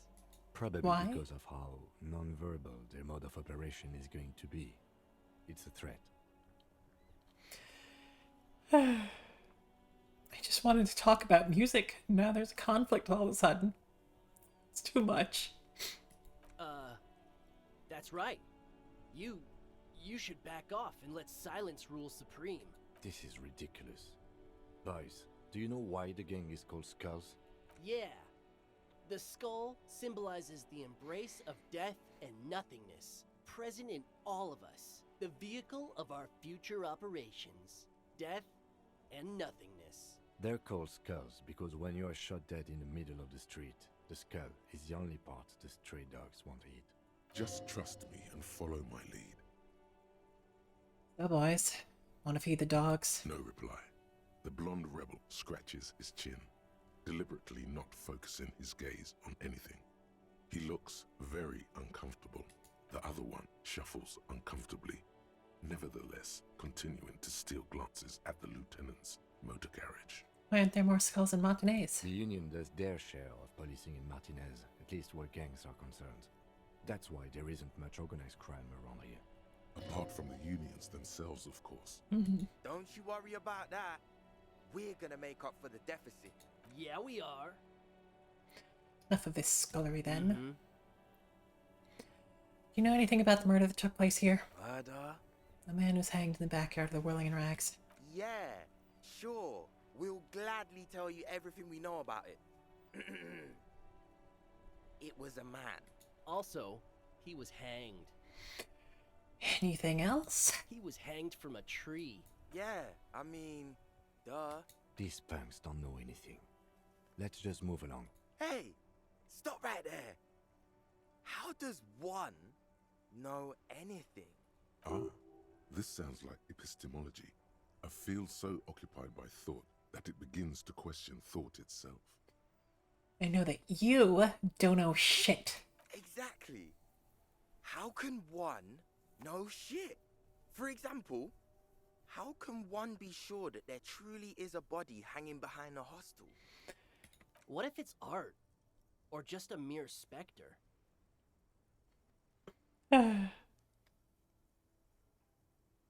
It's not. Amanda's dead and we need answers. As much as I love being the hoity-toity art cop.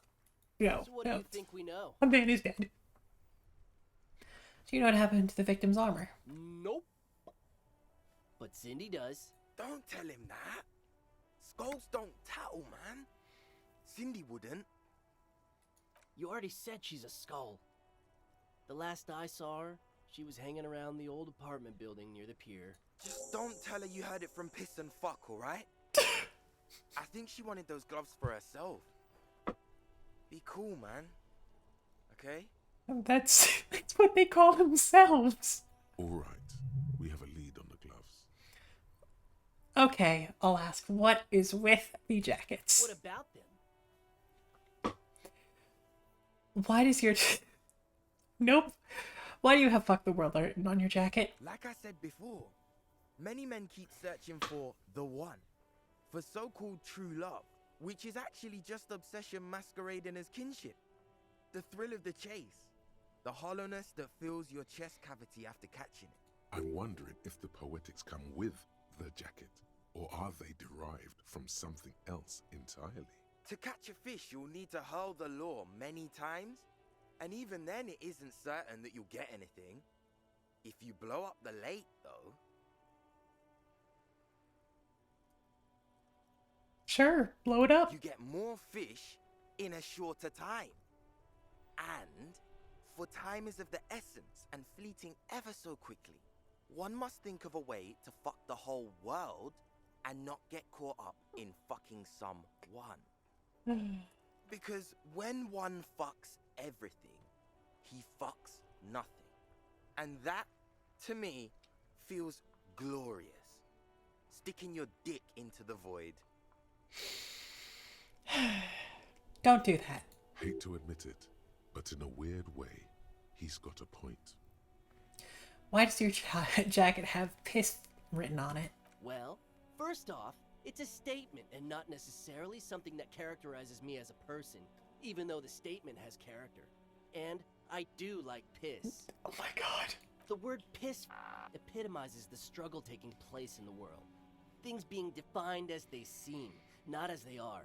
And, I guess, it's also about communal spirit, the future, and truly appreciating our differences. Also, you've got to admit, it catches the eye.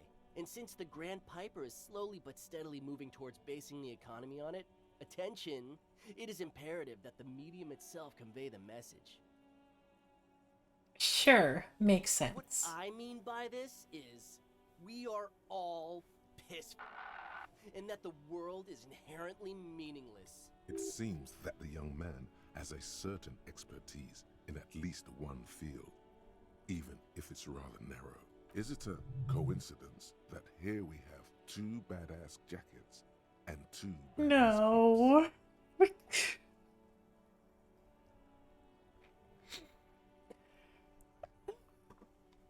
God. Okay, I've been overruled by chat. Hey, Kim, Yes?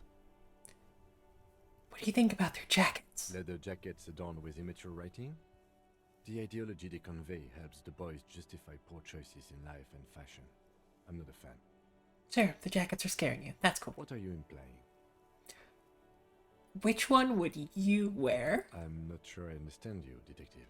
Are you more of a pissed or a fuck the world kind of guy? Neither. Come on, Kim, it's just a mental exercise. Fine. If only to end this discussion. Theoretically, if I were a juvenile delinquent, if I were to already be down that path, I think peace is the stronger of the two statements. That works. I feel more like a fuck the world kind of guy. Seems about right, especially considering your heroic exit attempts. That's an origin story for a dynamic duo right there. So are we done here? Or you don't need us around for your secret whisper party, do you? This is not going to work. I'm going to do it anyway because it's funny. These guys aren't scary. You're not scary. I have nothing to work with here. It's either begging or bullying, or both. Just ask them, maybe. Gentlemen, I need your jackets. Why?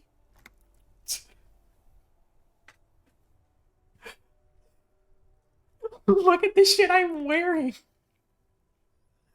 Yeah, like he said, total shit. What about it? You didn't say that.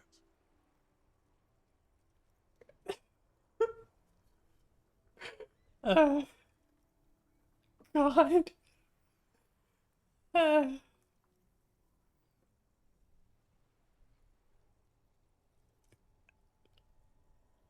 I don't love any of these. They're all great, and I want to say all of them, and I don't want to say any of them.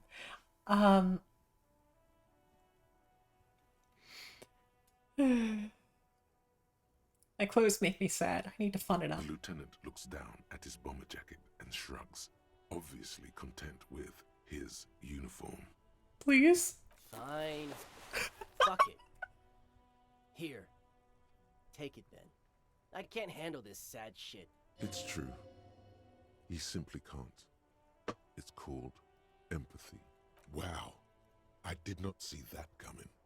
You better wear that jacket with pride. Fuck that. You're not getting mine. My dad's a lawyer in La Delta. He'll have your badge. No, he won't. The lieutenant is lightly amused by the situation.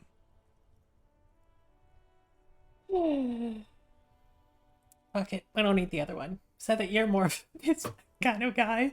So I got the jacket for you. I'm not wearing that jacket. Why not? You could really raise hell. Go undercover. Hard. I don't think this case requires us to go undercover or raise hell. In fact, I don't think the jacket will be useful at all. Still, good to know we have it. Should the need arise. The need will not arise. Look at this cute shit. How can we become skulls if you go around fraternizing with cops? Let's get the fuck out of here before anyone sees us. Fuck. I'm sorry, man. I just don't like confrontations, that's all. Oh no. +1 drama, -1 authority. What's the rationale? No fucks given. Wait, I'm a detective?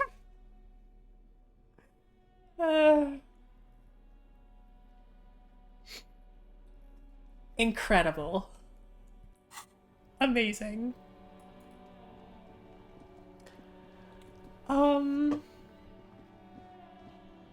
We actually do have some money to play around with, but I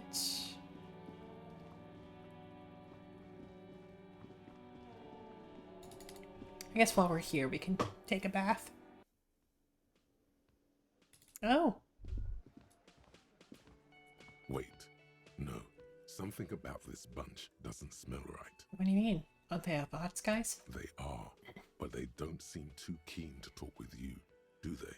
No, they don't. Glenn seems to be contemplating grievous bodily harm while he massages his raw knuckles. In the far back, Eugene is doing his best to ignore you.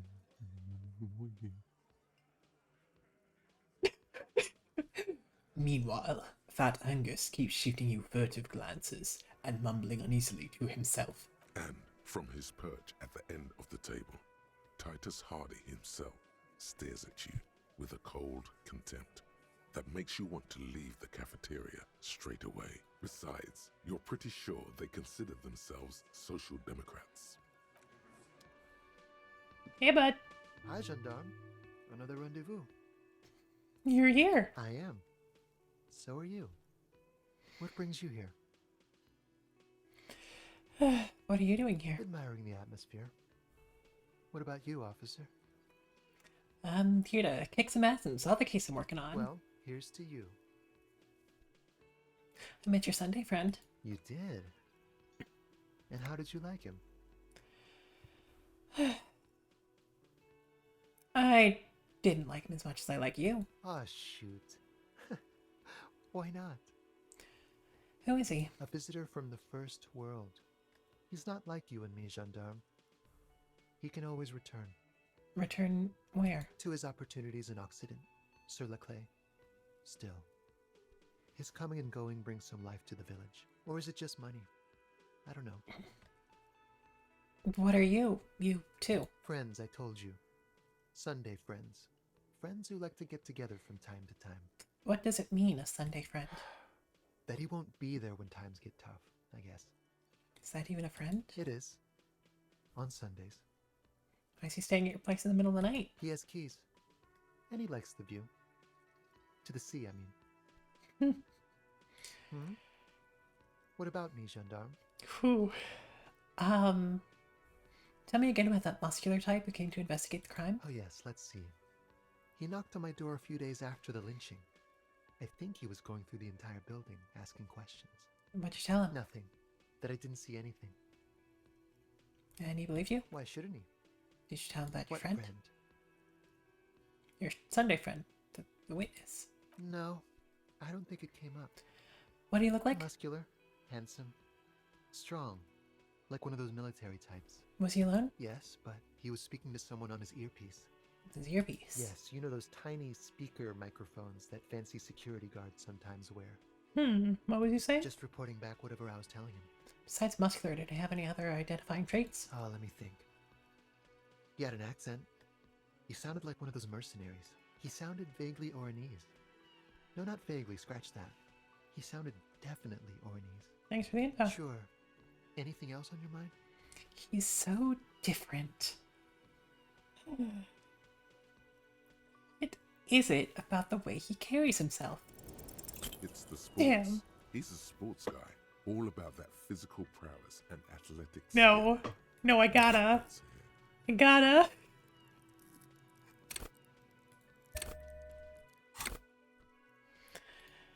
Bye-bye, gendarme.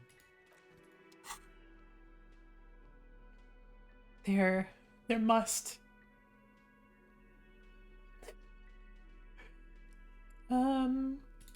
Composure.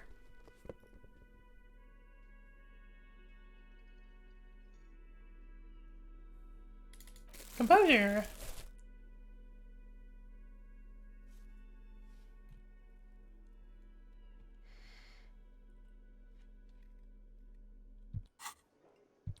This is incredibly important.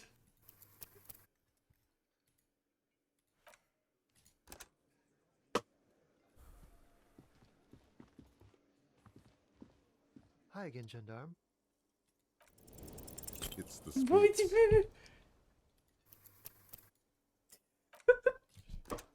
No one saw anything.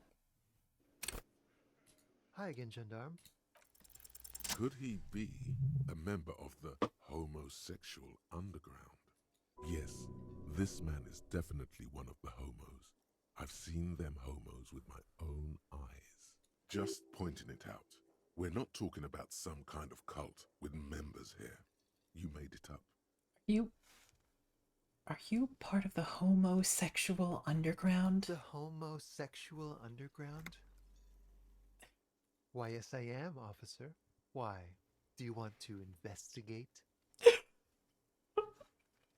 Yes, I want to hear more about this homosexual underground you're part of. Oh, it's a pleasure group. A sub-rosa pleasure group congregating in cellars under the cover of night. Saturday night. Sometimes even Friday night. What about Thursday night? Or Thursday night. Sometimes the congregating doesn't even end. It carries on into our daily life. But why do you convene? What do you do? Oh, we're ambitious. We want to destroy the last vestiges of meaning, the last things people in Rebishol have to hold on to, the true symbols of security. The meaning of man and woman, mother and father, their marriage. Everything will be constantly shifting and moving under our rule. The future will belong to a circus of identities just spinning around, surreal and unreal. You won't even know who you are anymore. Have anything to do with disco? Yes, we listen to a lot of disco. Some say we engineered disco to spread our vision of a vertiginous, ever-changing society, where all there is a razzle-dazzle of gold. We are going to change the family unit with all this razzmatazz and finger dancing. And with mysteries. Of course, the mysteries are also of sexual nature, very esoteric. Do you like disco? Maybe I should get into it? You can't just get into it. You have to be born into it. One is either already in the homosexual movement or forever excluded from it. What if I can't remember whether I'm in or not? What if I can't remember anything about my life aside from the fact that I like disco? Beautiful. Beautiful. That's exactly what we're looking for. Who knows, maybe you were homosexual in the past. Maybe all of that has been repressed. I have to say that you do look like someone who might be part of the underground. You have that very distinctive, I can't understand what's going on here look. Okay. Okay, I have to think about it. Do think about it, officer. This is going to be like a 20-hour mind project for me. 20 hours at least. Absolutely wonderful. A man like you can figure out his sexuality in a working day. It won't be 20 hours unless you want to enter the heightened realms of the phantasme erotique afterwards. It may be 20 hours or more, but that would be on your own time. Bye-bye, gendarme. So we are immediately putting that in the thought bank. You see mysterious strangers in the night, leaning against unlit doorways, engaged in hushed conversation. Shadowy cabal exchanging looks, whispering in dark alleys and unmarked locales, radical sound conspiring against the state, and perhaps even against man and woman. Is that a secret handshake? What's going on? Who are these secretive people? How they accomplish their sinister and world-altering goals? And most importantly, are you one of them? You could be. Maybe you forgot.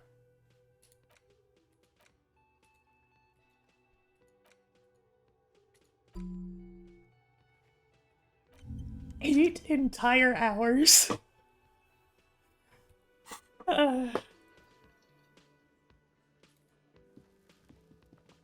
Hello, officer. I think I almost have it. A new trap design, that is. I know you're skeptical, but I have a good feeling about this. I had a chat with this kid, Kuno. Promised to stop stealing the locusts. So it was just a child. Thank you for telling us, sweetie. This is good news, right? It means we can try again. She acts chipper, but something's changed in her tone. A hidden worry. Yeah, you're right. We just need to restock the empty trap. Then we'll need to inspect the traps one more time. And then maybe we can. He has a 38-degree fever. His resilience has given way. Darling, I told you to take it easy. You're getting sick. Maybe it's time to go home. It's so good, Ash. You're right, you're right. We can come back next season when it's warmer. That's just something people tell themselves when they fail.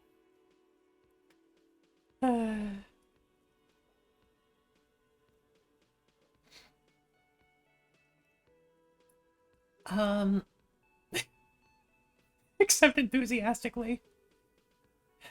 Damn it. Maybe I can still restock the trap for you. You can? Fine. It's better than having these people get pneumonia on the coast. But after this... He wants to see this tale through as much as you. Otherwise, he'd have stopped this already. But he cannot let it drag out after this. Really? It's too much, officer.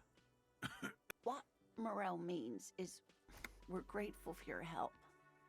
Here's a fresh batch of locusts. They should slide right down the funnel. And thank you again. We will definitely mention you, should this lead to a discovery. Locusts in the hole! Co-discovery, of course, but...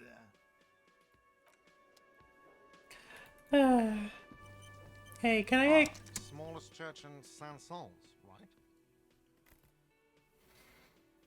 right? Church is actually my past. The church is my life.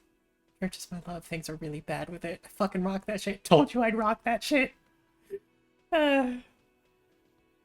Cool. Now, what can I do for you? About my bill for tonight. 20 real?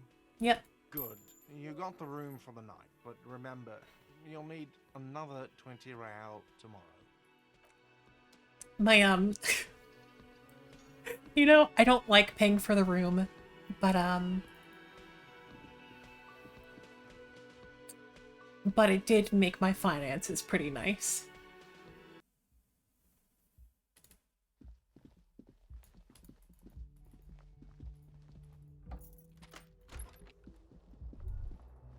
Kim also tries not to look at the pile of taped viscera on the carpet, or the weird suitcase on the hat rack, or the potted plant dying in the corner. But it's all just too morbid to ignore. I'm sorry for this. No problem, officer.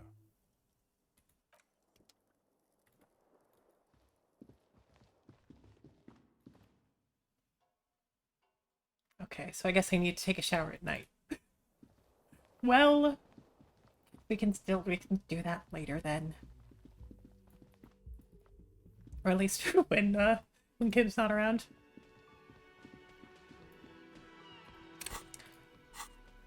Okay. You can just sell the locusts. Okay, let's... I don't think we have anything that boosts authority, but...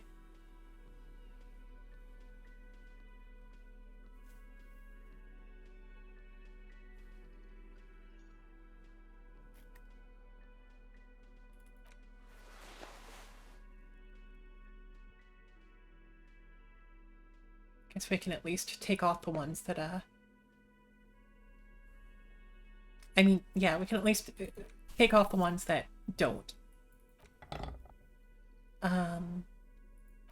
Which also includes my glasses.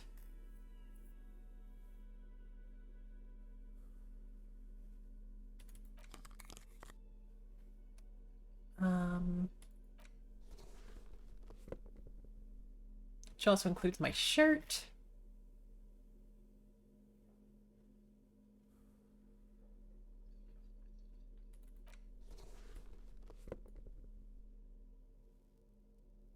think that's it.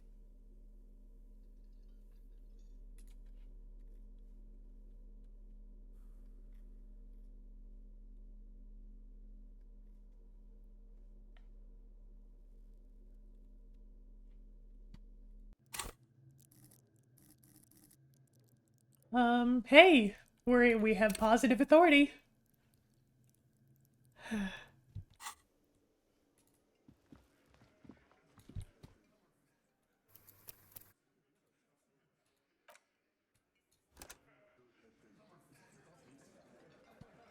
Looks like the circus left town, but the clowns are still here.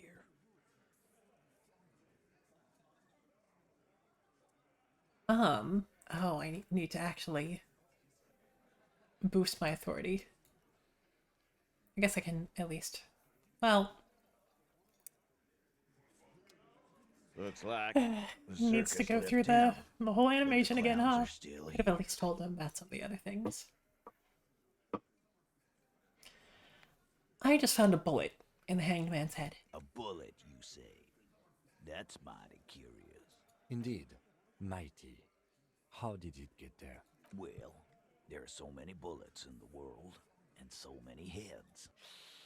I guess it's only logical. At some point, one of them bullets had to end up in one of them heads. It's bound to happen again, you know? Just statistically speaking, of course. Sire, it would be an event most dramatic if you were to produce the bullet and dangle it before their very eyes. I'm gonna ask you again, why was this in the victim's head? Wow!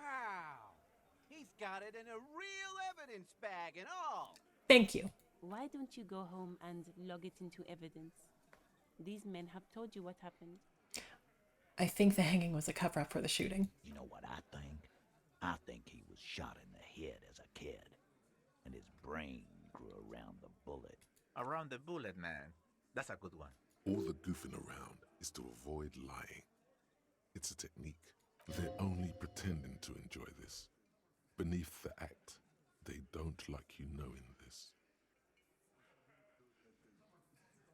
Hey, that's a little strong. Worried in my life. It's not like you blew it wide open, but there's Hey. a little crack in there somewhere. Found someone who saw the hanging. A witness. A witness? You ain't got shit. The locals would never come to you with this. That's just cop tactics, Titus. Next, he's gonna tell you one of us already rolled on the others, and is in witness protection. Witness isn't a local. Well, let's hear it then. Who is your mystery fella? He's not alarmed by the sudden appearance of a witness, but he is surprised. This goes without saying, but nonetheless, don't give out his name. He's a high-ranking government official, leave it at that. Yeah, right.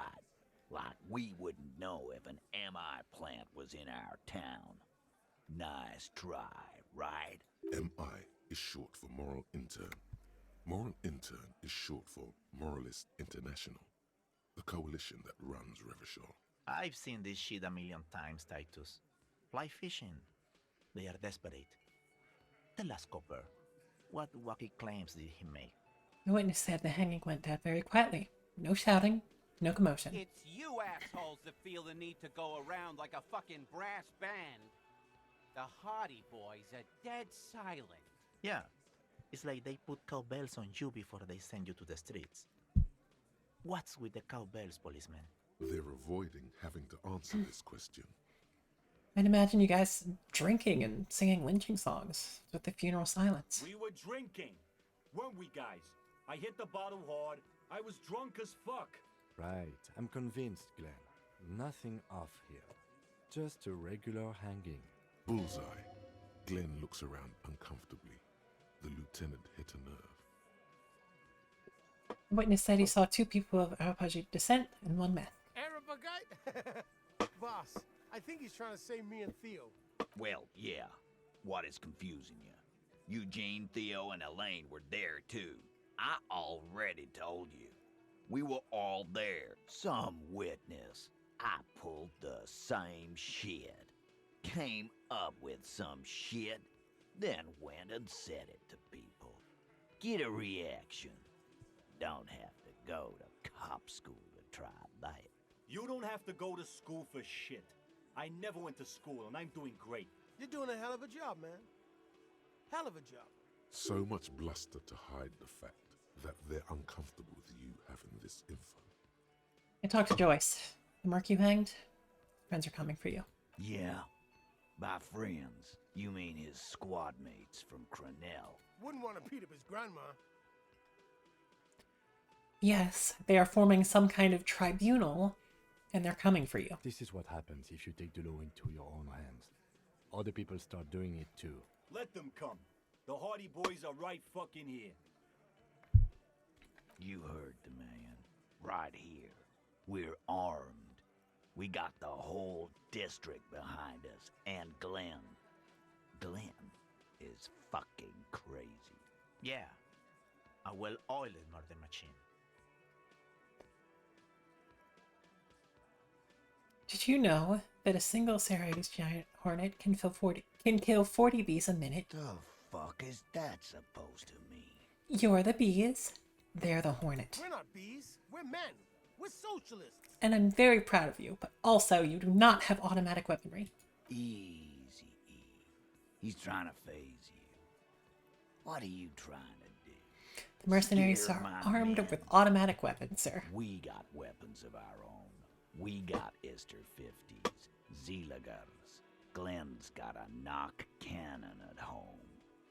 Will they pierce ceramic armor? I guess we're gonna see, aren't we? That was an unsure phrasing.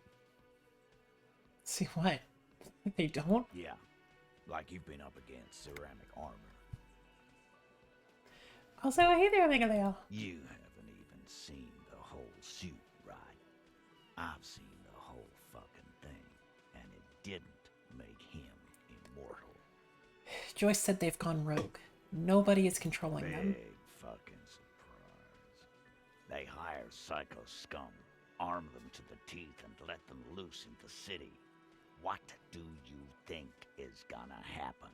This Crenell is bad news. You know that, right?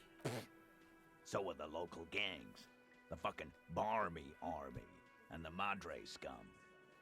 You've been out there. Seen any around? Yeah. Where are they now, huh? Sent back to Madre in an airtight cargo crate. These people are trained military professionals. Special forces, as you said. They're not a gang or Barmy army. No, they're not. They're uncoordinated and drunk.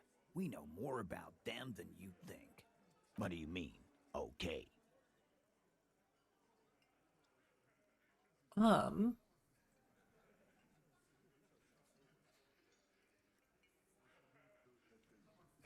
God.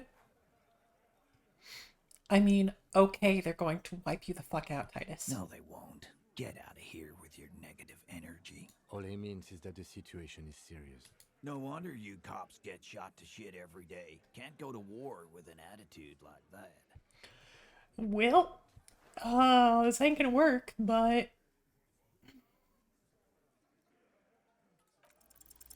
As you look around this room full of sweaty men, swearing, drinking, spitting out tobacco, does this look familiar? I mean, I guess I did just miss the 80% earlier, so... Where have I seen this before? You believe the place was called Precinct 41. It was also filled with, almost exclusively, men, sitting on desks, talking shit and wasting time. I get it, Titus. You guys really are the authority around here. You must be. You're just like real cops. Drinking beer and sitting around with your dicks in your hand. You got a problem with beer now? Not quite there yet. Push on. Do got a problem with dicks, though.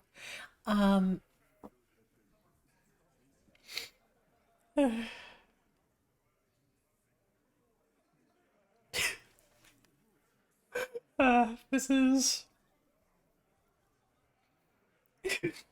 These are very funny.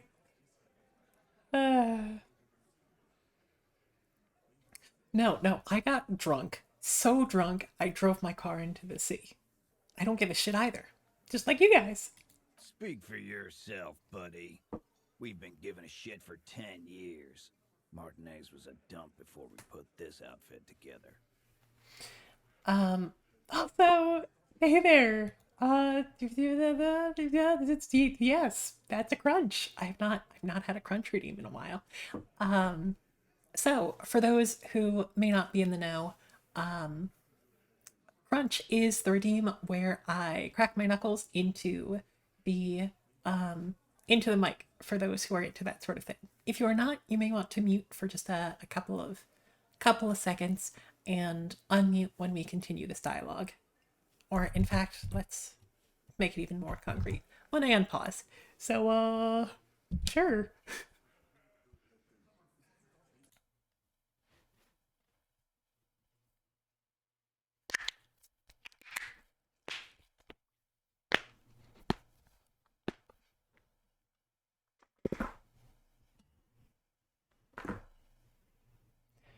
Whew. Breaks my spine and also my facial tracking.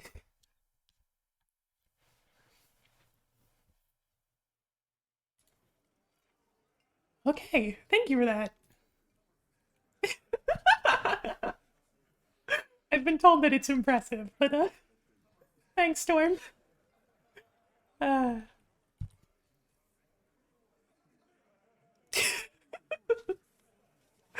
Big fan of Hooyah. But anyway, welcome back to anyone who does not want to hear me break my entire skeleton. Thank you for the quench.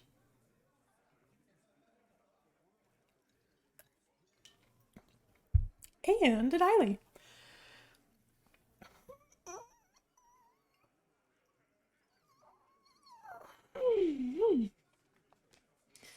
That quench is also reminding me that it's we're a little bit past halfway, so I might pause after this exchange and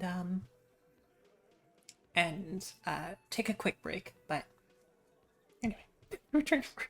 Thanks for stopping by to break me a little bit. Take care. Good to see you. They don't know, man. They weren't here. We had 3 shootings a week, kids dead, fucking graffito everywhere.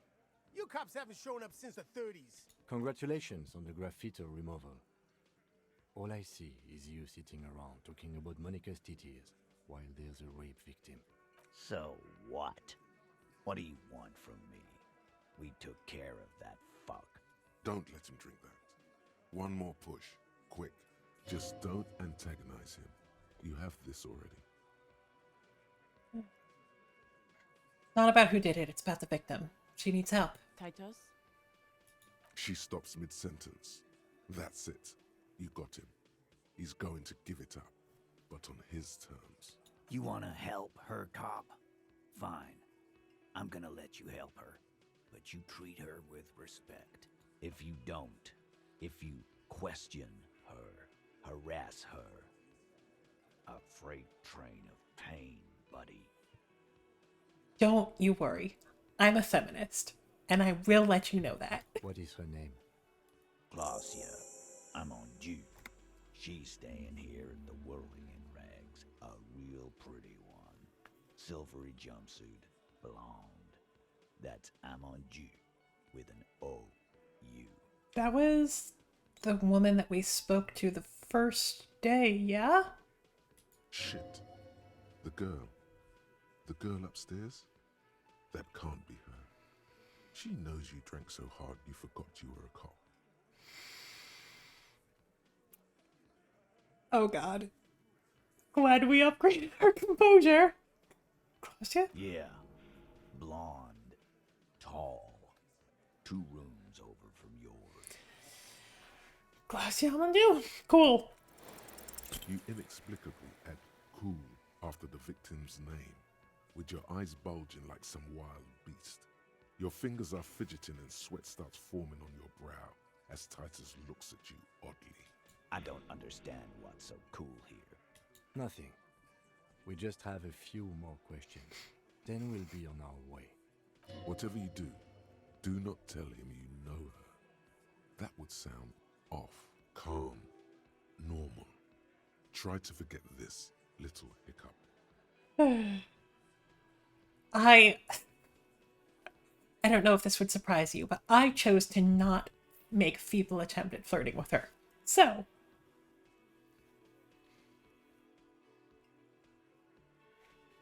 so what was her relationship with the mercenary? Relationship? There was no fucking relationship. He raped her. That's their relationship. Yeah, It was like that karaoke incident all over again. Or like some of the other girls he was harassing. Okay, enough. All of this is irrelevant to your stated investigation. So, when was that? He did it before we killed him. He's not gonna do it again. So what does it matter? It would help if we establish a timeline. All right. 2 weeks, maybe? I don't know. I need another beer. Here you go, boss. And your relationship with her? I know her. How well do you know her? A small twitch in the corner of Kim's mouth. He has a hunch about what knowing means. Well enough, Copper. We party. She's been here for a few months. He tries to make it sound real casual, but the muscles on his neck tighten. Oh, she's not from around here. You mean Revachol? Nah, she's an immigrant. Or a drifter of some sort. Been staying here over the winter. Don't you give her any more trouble. She's just had some bad luck, that's all. Shut up, Angie. She doesn't need your help. Titus gives them both a look. They fall silent. What's with all the silences? It's like these guys don't know how to feel about this. You should keep picking at it. Said you partied. Cool. That's cool. What do you mean? What do you think I meant?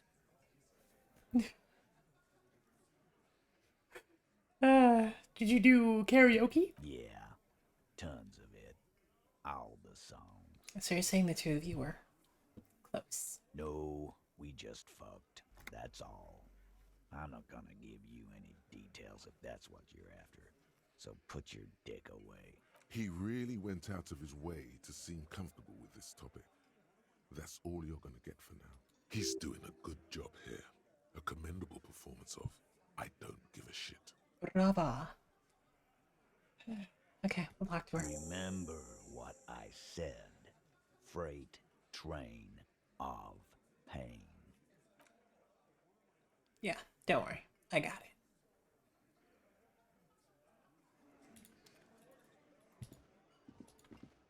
Hey, bud. Officer, what was that? What was... what? You looked strange when he mentioned the assault victim's name. Do you know that woman? Yes. Is there something I should know before we talk to her? Whatever you do, don't say the first thing. Gotcha, rhetoric. I won't.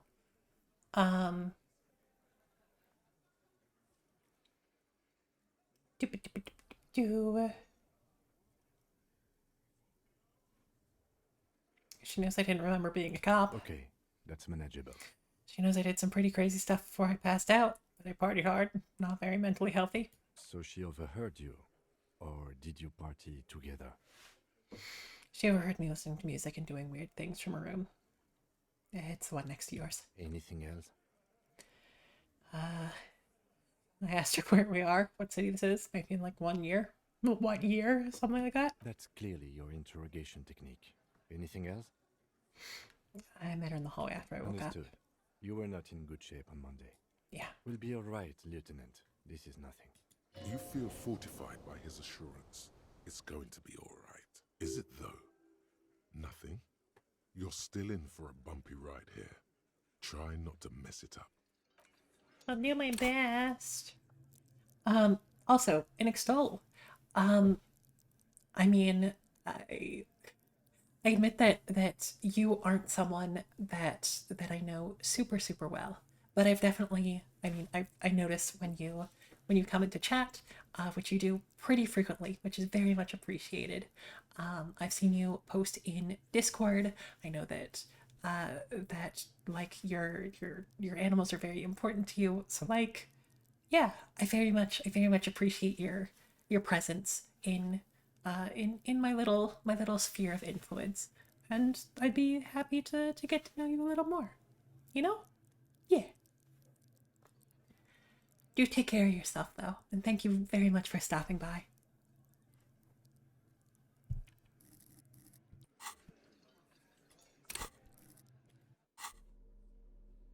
Yeah, I very much do appreciate it. Like, yeah, it's it's sort of the nature of like this kind of dynamic, like streamer audience, that like I can't know everyone like individually and personally, but I appreciate the people that like I recognize people who return, and I do remember things about them, and like you are still important to me, you know? Yeah. Yeah. So thank you for hanging out.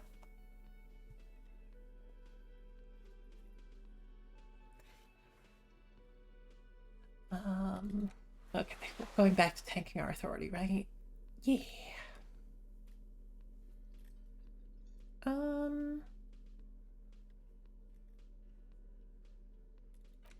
Billy glasses.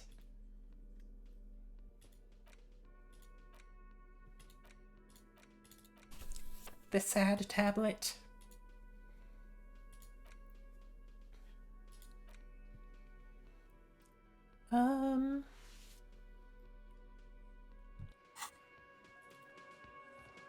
I've got nothing to say to you. Okay.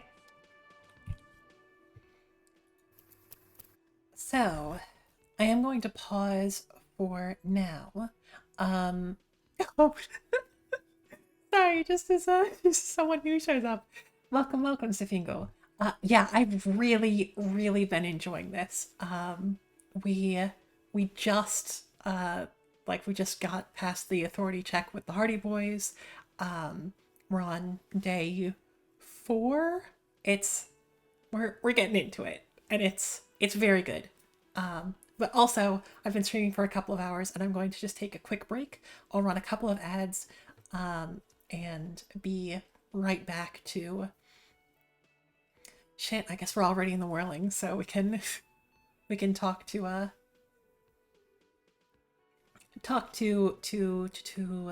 Glacia. Glacier? Sure. And then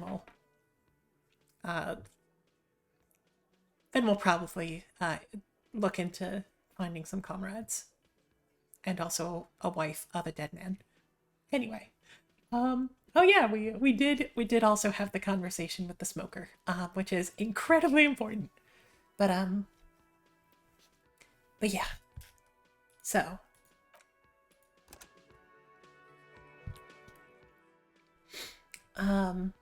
so I will be right back, and yeah, try not to be too long. Don't buy anything you wouldn't otherwise. I wouldn't be able to have I wouldn't be able to tolerate that being on my conscience. Like you guys have gotten more like recruitment ads for like the army and stuff recently, right? Anyway, totally off topic. I'm gonna take a quick break. See you in a second.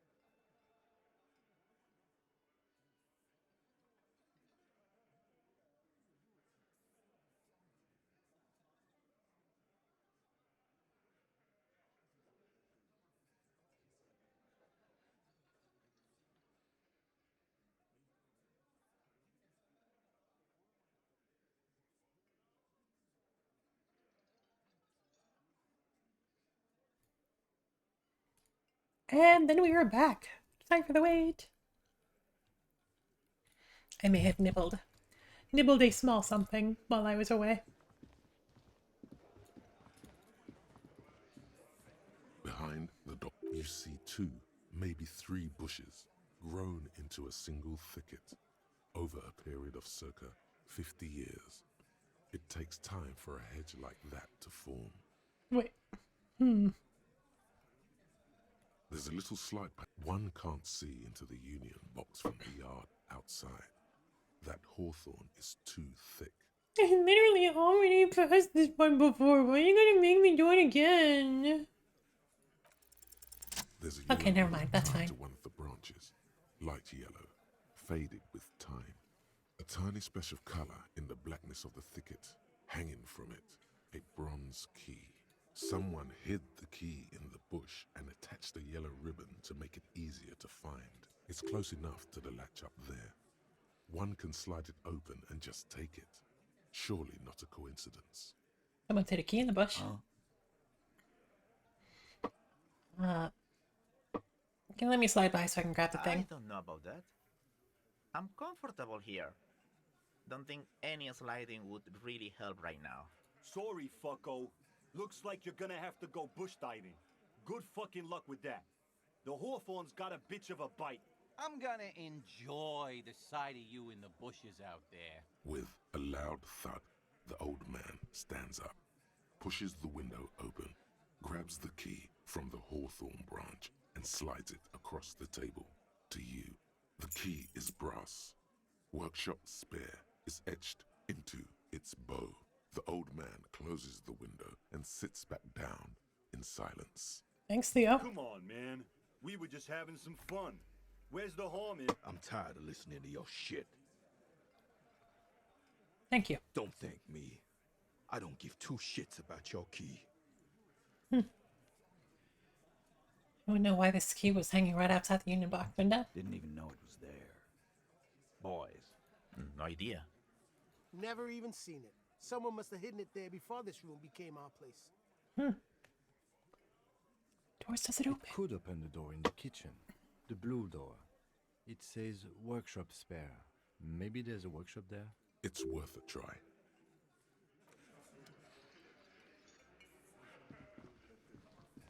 Okay, so I know that we have very important things to detectivize, but also You see a heavy steel door with a prominent dimple lock.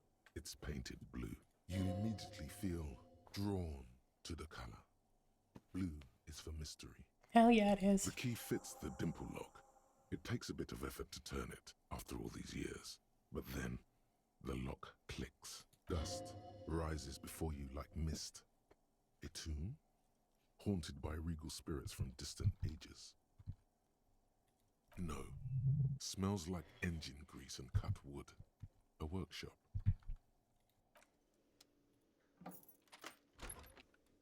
Oh, not even a loading zone, huh? Franco-Nigerian. Theme is horses and swords. White Deora. NB! Spare key is tied to the bush outside the corner room window. A message directly for me.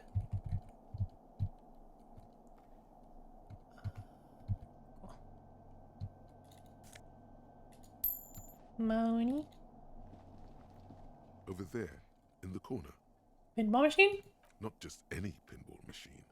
This is the pinnacle of pinball. Cornelius Gordy and the Mountain Goats. Oh yeah, I listen to them It's sometimes. lit. You can't wait to get your hands on it. Lit. A phrase almost synonymous with the Insulindian pinball scene. Any pinball scene, really. Kim, you seeing what I'm seeing? The pinball machine. Gordy's Goats. A classic. Oh, you played it? A little. Feels like a lot. Too much to play it again. Let's take a closer look. Ah, great. Cornelius Gordy and the Mountain Goats reads the golden lettering on top of the back box. There's a small column of text underneath. The machine is coin operated. Get the game on, Fingerboy. Those flippers are ready. Read the Above text. the painting of a mustached man climbing a hill, a column reads, inspired by the legend of Cornelius Gordy, taken on the world's tallest peak, Corpus Muindi. The Mesk legend holds that when the nation is in danger, heroic Gordy shall return and save his people. The theme of the game is to explore Gordy's climb through the perspective of goats and to ascend to the top of the mountain in a time of trouble. The peak of the mountain is at the top of the playfield. All the bulls have small goat icons on them and represent the goats as they race up and down the mountain. Areas around the playfield represent Gordy's climb, places he was said to have camped, which the goats can discover.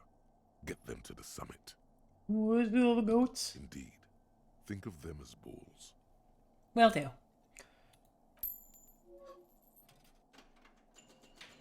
It takes a while to get into a rhythm, but pretty soon you're able to keep 3 goat-faced bulls in play with relative ease. Hell yes. Go, go, finger boy. Don't call me that. I feel sorry for the gods. If they only knew the kind of guy old Cornelius really was. What kind of guy was he? The kind of a guy who uses the word savages a lot when recounting his travels. A Mesk nationalist. Racist mountaineer. An avid huntsman too. He was often photographed in his dining hall, surrounded by wall-mounted hunting trophies from every continent. That's not cool. He also hit his wife and kids. Other people's kids too. Sometimes pets. Hateful little man. But you seem to be having fun. I'm pretty good at this. Your game is definitely improving. The jolly goats are flying all over the board, and although a few plummet to their deaths, you're never left with less than 3. Suddenly, a special passage leading to the summit slides open at the top of the board. This is where the balls need to go. Maneuvering a goat ball into a position for a perfect hit isn't easy. More fall to their deaths. But finally, the opportunity presents itself. One of them gets through. Tiny hammer shatters something inside the machine. Something glass. An ampoule? The words "pale rupture" light up on the speaker panel, and the machine starts filling with a thick, milky fog. Something's happening. Okay. Congratulations. This is where the game ends. It's a cheap way of getting more money out of the players. A stupid nihilistic finale. There's so much fog, you can barely see anything. Some is actually leaking out of the machine, and one by one, your goats start slipping, disappearing into the milky nothingness. This can be navigated. The balls leave almost imperceptible disruptions in the fog. Use them to calculate where they hit next. You're down to your last goat, going mostly by sound. Eyes are useless at this point, but that goat is something special. 5 times you snatch him back from the jaws of death. Game, it can be done, just watch. I am. I've seen it before. Played it too. You will eventually make a mistake and then it's all over. Winning is too stressful. How, if you can't even see it? The last goat plummets into the fog with almost suicidal glee. There goes nothing, finger boy. The machine is dead and silent. It needs serious maintenance before anyone can play again. Well, I liked it.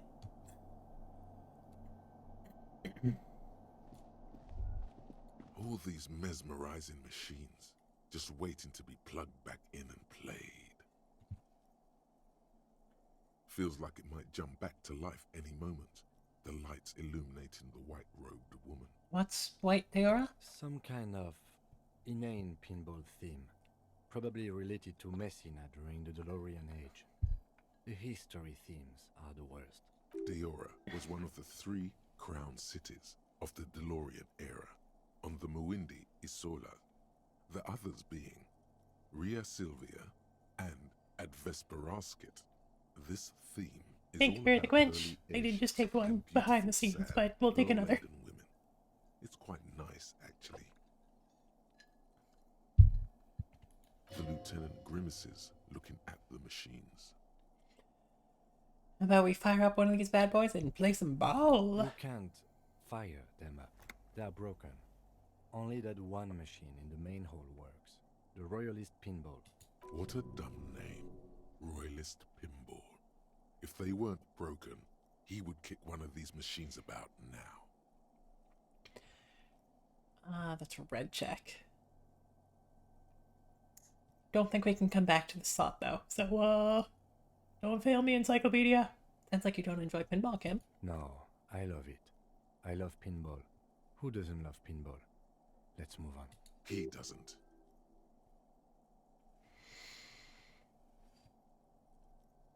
Kim Kitsuragi. Kim Kitsuragi. It's strange that he doesn't like pinball. Kim here is a Zeolite. His people are incredibly dexterous, and they all love pinball. Matter of fact. Hey, didn't you guys, like, invent pinball? Us? Guys? You know, Seoul guys. Massive pinball people. Seoul is an extremely protectionist isola, inaccessible to the rest of mankind, as it has been for over 1,000 years. I have no special knowledge of them, despite my heritage. But even I know that they don't play pinball.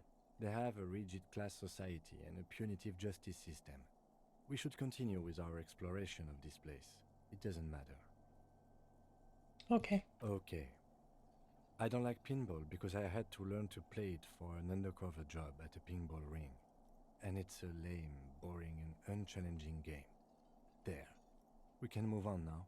You still feel he's holding out on Zeolite pinball tricks. But fine. Explore on then.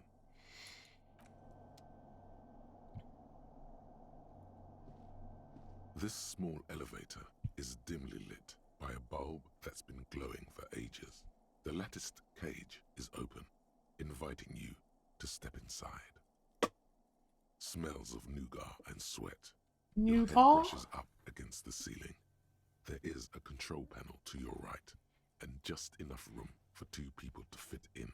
The maintenance card under the control panel reads, Last maintenance, 10th July, 88. There are large rectangular buttons, monter, descente, and an international call for emergency assistance. That third one appears to be broken. A small steel plaque reads, Halter 800. Halter is a Koningsteiner lift company who went out of business a long, long time ago. It says last maintenance was in 88. That it does. I say, let's brave it. This elevator was last maintained in the future? No, it was maintained in 88 of the previous century. That's disappointing. If some form of time travel becomes possible in the future, I doubt its inventors will use it to repair elevators in Martinez. What's it used for? Seems like a small freight elevator for transporting machinery. For that, it's pretty quaint. Okay, let's go. So many things to click on. Small windows taped shut with black plastic. Box of tools. Schematics for a pinball machine. Taken apart and gutted. So this is where they brought 40 pinball machines to fix them up. A long time ago. Everything is covered with dust now. The lieutenant looks around the dusty, crowded room, inspecting the tools on the shelf. This used to be a pinball workshop. Looks like it. I'm guessing Martinez North 22 used to be a pinball arcade before it became a hostel. There are machines left over. A creak. Some dust falls off a shelf. Downstairs in the hall, next to the main door. One of them even works. I've seen one of the hearties bang away at it. Remember the dice maker? Then that means... Whirling in Rags was once the East Delta Pinball Arcade. This is all left over from that? Ah, yes, as the novelty dice maker said. This has absolutely nothing to do with the case, I'm sure. But I do like a nice little connection. We do love a nice little connection. But then it went bankrupt. Your skin crawls from making the connection. Looks like they gave up on fixing the pinball machine at some point. At some point, 20 years ago, 15 maybe, before pinball went out of vogue. Could this mean the Whirling in Rags really is part of the doomed commercial area? If that's true, then our cafeteria manager is not going to like it. We should tell him what we found up here, omitting that suspicion. He does not appear to be the kind of man who likes his establishment to be part of a neighborhood ghost story about bankruptcy. Stupid superstition. But still, it would be interesting to see what the cafeteria manager thinks of this. It's not a ghost story. It's a curse, and Gart ought to be made knowledgeable so he can perform counterspells.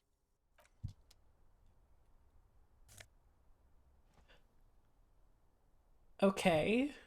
Cool.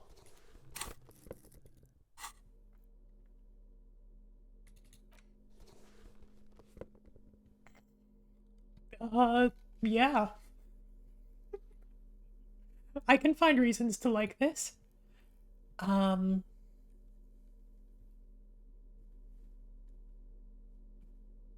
mean, I do like knowing what the lieutenant is thinking, but also, I do love an empathy, and I do love a trench coat. Wait, one second.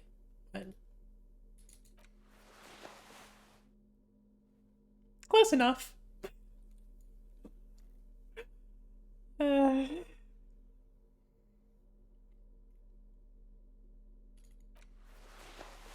Oh, it's so small.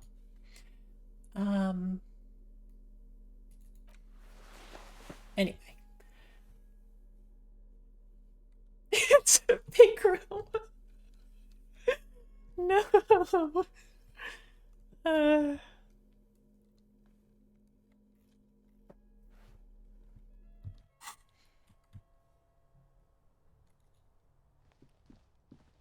You clearly see footprints in the downy carpet of dust covering the workshop floor. Jackpot. These, unlike everything else here, are new. Someone's been here within the last week or two. 3 weeks maximum, from the dust coverage. It could easily have been 1 week too. You know, officer. This is good. He likes it. There's a little smile there, in the dark of the workshop. The Blue Door was a mega investigation after all. It has now converged with our main investigation, which I would say is quite large. Okay, what does this mean? It means someone snuck through what seems like a secret route, behind our rape victim's room in Oh. recent weeks. This may prove to be significant. Large prints, most likely made by boots. The size is hard to determine. Sole could be bigger than vamp. The soles have left a pattern, uniform, horizontal lines. One person has been here. They've gone back and forth. The tips point both ways. Shoe size is 41 to 42, maybe 43. It could be a large-footed woman or a small to average-footed man. This is, unfortunately, the worst, most vague shoe size there is. Prints look like one person went back and forth. Between that and that. Doesn't look like the outsole print we found at the hanging. The size looks about the same, actually. They're not the same shoe, but they could be the same person. Doesn't look like the worker's boots, though. No. These little horizontal lines are different. They look custom-made to me. Or some kind of foreign print. Hard to say. Still a boot, though. Thank you for the clip of the big room. Everything around you is quiet. The prints crisscross the workshop floor.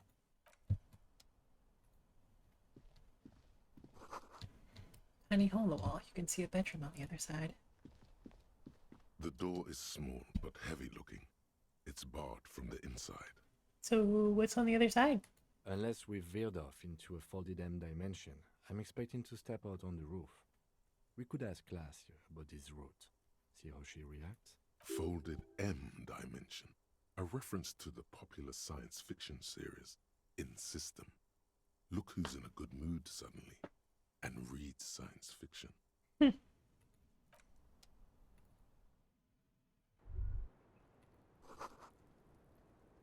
Astra Menfall. I know this is, Just as you look at the flowers, a gust of wind raises them from the roof, picking them up in the air. move your head fast. You catch a single white flower between your fingers. The rest fly off into the wind. It's a Maybell. The young woman looks at the Maybell in your hand. Just a glance. Then takes a drag of her cigarette. The lieutenant gives you an acknowledging little nod. Finger pistols at him. Pew, pew. Your 9mm semi-automatic finger pistols produce a satisfying snap. Through gloves somehow. Strange for such a low-caliber finger gun to sound so chunky. The flower in your other hand is impressed. So is Kim. That's not entirely true. The lieutenant is looking at the door to the east and mostly misses them.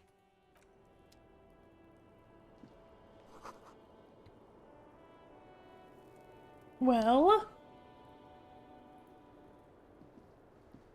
welcome to the roof. Thanks. Happy to be here.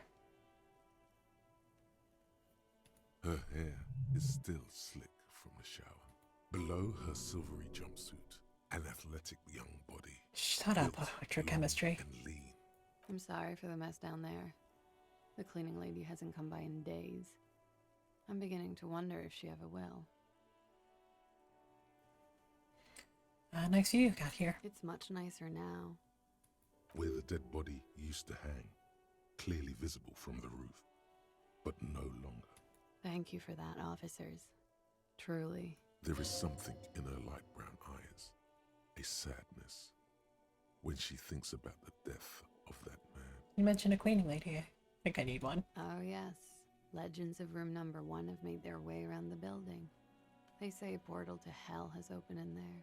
Disco Infernum. They also say that's why the cleaning lady quit. Because of the Infernum. I'm Kim Kitsuragi. I'm a detective from Precinct 57. I believe you have already met my colleague from Precinct 41. Have I ever? This is the biggest fan of ostentatious orchestrations I have seen in my life. And I have seen a few. Oh yeah. Life gets hard, but we go on.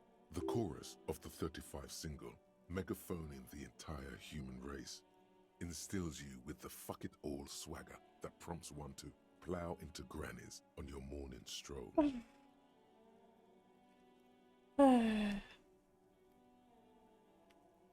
How long do you think till the hard wears us down? Oh, I've got a couple of good years left on my warranty. Miss, we are investigating the murder of the man down there. The people who put him there have asked us to talk to you. Huh. I see. Be careful. Ask something else first. When you go there, use words like, I hear you have been through something difficult. Why not? I'll be here until 11 p.m., drinking coffee, most likely. Cool. Time to save. Officer. What's your name, Find miss? there for questions. For the record. Clausier Amandou.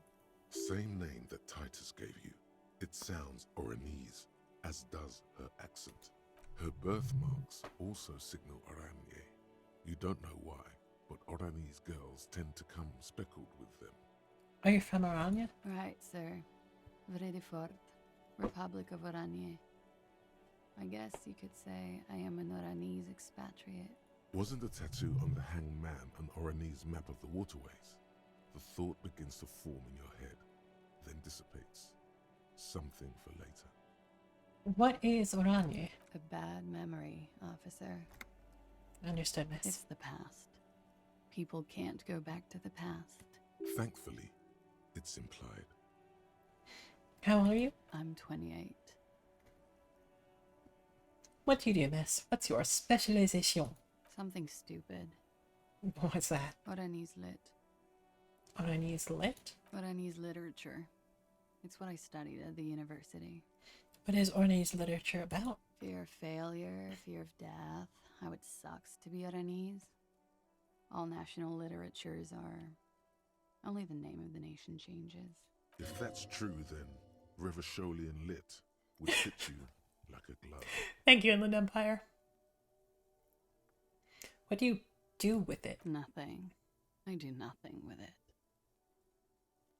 How do you make money then? Money is very important. This is money. cool. I've made more money by just being than I have with Rani's lit. Being many things. A roller skating instructor, a secretary, Miss Orania 37. It's the world's most tired smile. Of course she won a beauty pageant. She's very symmetrical. Thanks, official calculus. Is it for the record? The record. So official. What is this wildflower anyway? She looks at the dried petals in your palm, then lightly touches one with her fingernail. Chipped white polish covers the nail. It's long and sharp, like a mini dagger. The petal crumbles on contact. Pretty. Looks like a dried maybell. Is that the one you caught? Sambo style? Why was it there? Why was there a flower on the roof? I don't know, officer. Because of the wind? Or an admirer? Any admirers, miss? Admirers? I'm too old to be a debutante. And this place is no fashionable society. Question avoided. Let's conclude that she has admirers. Plenty of them. Can you tell us you've been through something difficult? Something difficult? I've been through at least half a dozen difficult things. Which one do you mean? I mean, I don't want to talk about this shit, but were you sexually assaulted, miss? By sexually assaulted, you mean raped? Yes. It's a bit early in the morning for raped, isn't it? She sounds positively buoyant, vivacious, totally unbothered. It's already afternoon. Is it? It is afternoon. Time flies, man. So you weren't? Yeah. I'm gonna go with not raped. I don't want to say that shit about him. By him, she must mean the victim. Tell them it's not my style. They'll have to, you know, if they want to jazz up the charges, they'll have to get someone more, rapeable. It's all very organic. Her mannerisms, her movements. If she's acting, she's quite gifted. By they, she means the Hardy Boys. Are you saying that you were asked to tell us you were assaulted? Not explicitly, but I understood what they meant. It wouldn't hurt to spice things up a bit. Some assault and battery. Sexual assault, maybe. It was clear the latter would be spicier. I just asked you to spice things up for us. Pretty much. Warming them. What did happen between you and the victim? We partied. Wait, partied? Where have I heard that before? A lot of partying going on. From Titus. About her and Titus's relationship. That's where you heard it. Point to your bloated face. I don't get it. What do you mean partied? We drank, sir. A lot. For weeks, basically. We had that effect on each other. We made each other drink harder. That's why I liked him. What else? Stimulants. Speed also has that effect, making you drink harder. And then drinking harder makes you do more speed. It's quite the combination. We also had sex. You were lovers? I guess you can say that, yes. A bit. Lovers is such an emotional word. But there was something there. We did enough drugs for there to be. How did you two meet? Downstairs. At the bar. He was on some sort of assignment. A military man, as you probably know. Had a cool, scary scar. She appears aloof, but that scar part, the scary, is stressed and drawn out. What's that about? Apprehension? With longing. She misses him. When was this? A month ago? Something like that. Must have been hard for you seeing him there then. Oh, yes. I've had a great view. From the roof, out of the bathroom window, in my dreams. A bitter cringe. It hurts. You look to the lieutenant. He takes a small step closer. You called us, the RCM. Yes. Jackpot. The call reporting the hanging. That was you. I made it. And I would appreciate it if you didn't tell everyone. In Martinez, they call it snitching. Reporting crimes is confidential in Revachol, miss. Before we go on, If it's snitching, then why do it? Because I couldn't handle it anymore. None of these people called. He just kept hanging there. Then they started stripping him. Tearing off his armor, demeaning him, throwing rocks at him. The caller's voice was disguised. I didn't exactly disguise it. I just muffled the mic and nicked the landline a little. Nicked it how? With nail clippers. And I diverted some radio fuzz into the cold wire. So, she's God's mystery foam cutter. And in the process, you broke the landline downstairs. Did I? Fuck. I didn't mean to. I had no idea what I was doing. Jigsaw falling into place. This is satisfying. Good catch. I appreciate the symmetry. Still, that's pretty clever tampering. Simple and clever. Crossing the lines like that. Seems like you had some idea. That was nifty. Thanks. She looks a bit like a little girl who's just been complimented on her bike repair skills. Why go through all the trouble? I don't know, sir. It was stupid. I was drunk, too. I was probably afraid the union was listening in. Locals say they have ears in the wires. We're not entirely convinced about that answer, but okay. Let it slide. Pushing won't help here. Nice. Thank you for making the call, miss. It was the right thing to do. I didn't want to, sir. But if I hadn't, he'd still be hanging there. What can you tell me about him? Name, eyes, age? I'm sorry, I can't do it. Not right now. Later, maybe. I keep seeing him. Like he is now. I can't talk about his... I don't know. Hair. I know it's difficult, miss. We can return to it later. What did they hang him for? He had something to do with the strike. One has been roiling since I got here.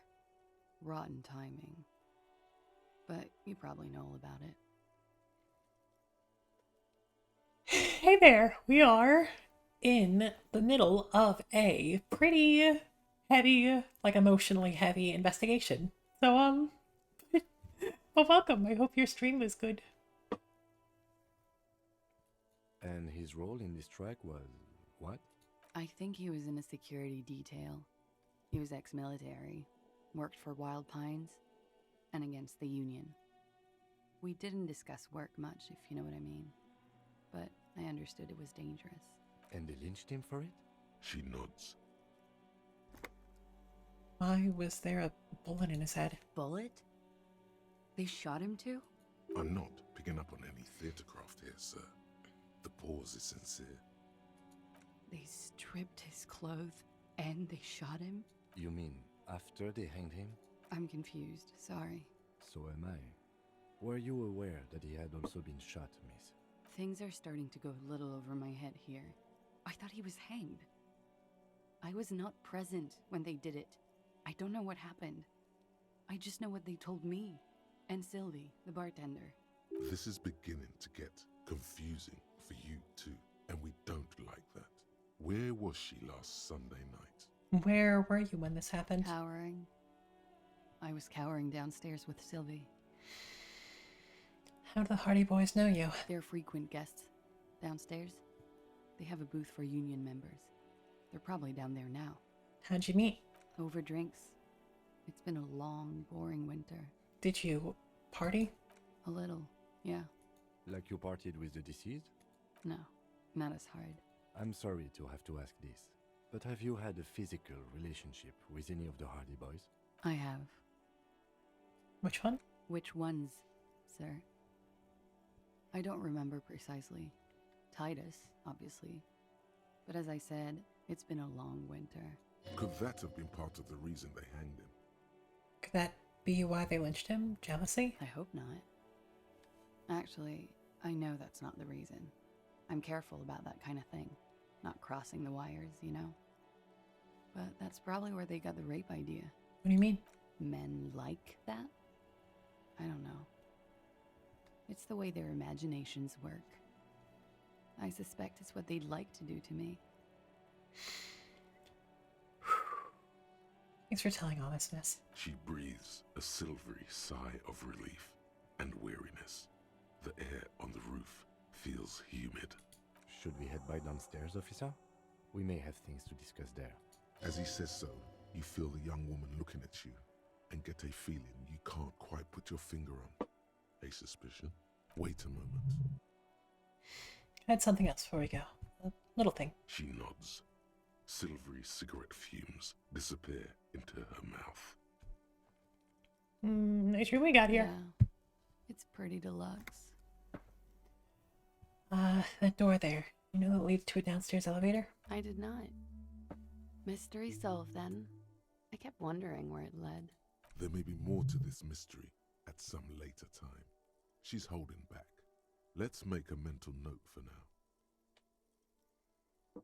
There's a peephole on the other side, looking into your bedroom. A peephole? You mean like a hole in the wall? Yes, looking into your bedroom, miss. Okay. A jitter of fear and disgust moves through her body, beginning from her shoulders and ending in her hips. The cigarette tastes foul to her now. Do you think this is somehow connected to me? We don't know at this point. Do you have any way of knowing how long it has been there? Unfortunately, no. But if I were to guess, long enough. The perforation is under the bookshelf on your wall. It should not be hard to cover with some tape. It is recent. Who do you think made it? Shit. I don't know. Maybe it's been there for a long time. Maybe the local kids use it or something. I don't know. She does. She must have some idea. I'll be fucking covering it up with a lot of tape, that's for sure. Was there anything else back there? There were tracks on the floor. They're recent. Huh. This isn't good. She's straight as a stick, suddenly. Must have some idea. Who might have been interested in making that hole? Honestly, I have no clue. Yet, maybe it's something she's keeping for a later move, when she's more sure of herself. It's an old pinball workshop, by the way. Room back there. Used to be a pinball arcade. Okay. I'm glad someone's had fun. Yeah, fair enough. Mm-hmm. She's lost in thought. Eyes narrowed. Forehead furrowed. What are you doing here in the whirling in rags? I'm wintering. How long have you been staying here? About 4 months. I came in November. Why here? Here in the Whirling? Here in Martinez? Or here in Revachol? Here in Martinez. I heard this is where the washed-up disco has-beens go. This is Sassy Town. It's where the future of dance lies. You're young to call yourself a disco has-been. I'm really not.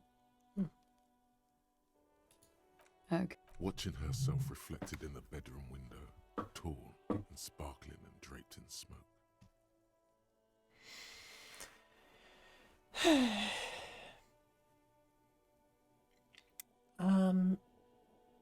Volition.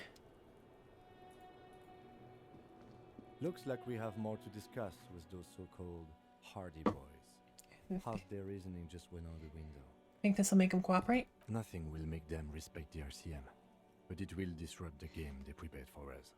We just stripped off one layer of whatever it is. Her decision to not corroborate their story was definitely not part of the plan. Why did she tell us all What that? else could she have done? Lie? She saw there was no way to lie and get away with it. You would have caught it. I would have caught it. If not you, then me. It was a smart move from her. Something is off, though. You think so? She seemed forthcoming. Unusually so. Being forthcoming about some things is a good way to obscure other things. The best liars are always forthcoming. Anyway, we should move. I suspect our investigation will bring us back here soon enough. Volition.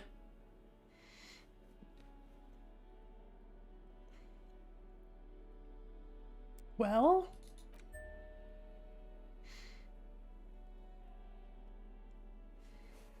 we do got something.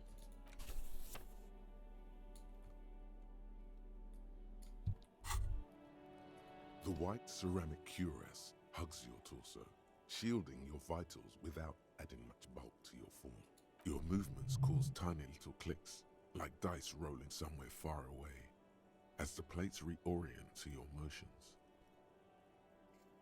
Shut up, Frank. I know.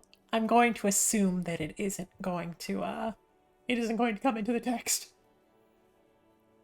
I will be responsible with this. This is just to protect me from harm, not to show The off. hardened vitreous enamel, at once sleek and voluptuous, adds a glow to your cheeks and a spring to your step. Just imagine what a full suit of this stuff could do for you. You really do feel more confident. Invulnerability does that. Even partial invulnerability. This is the long sought after enemy technology. I can't just enjoy it, I must study it. This is a highly specialized kinetic redistributor meant to stop bullets. Wear it. Observe its properties. See if there's a weakness in the design. For the day you have to fight someone covered in the same material.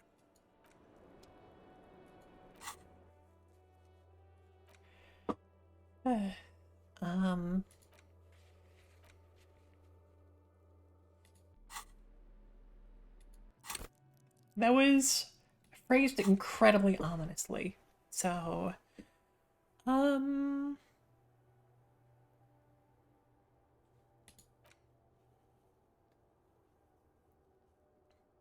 learning cap for perception.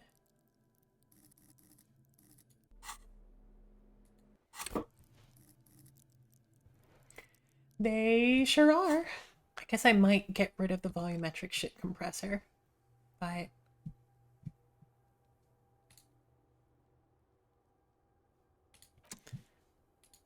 let's see. I haven't really been leveling endurance. So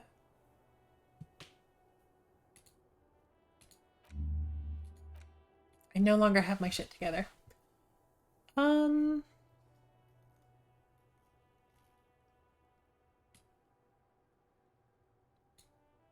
Possibly by beating yourself while wearing it? Okay. Terrifying.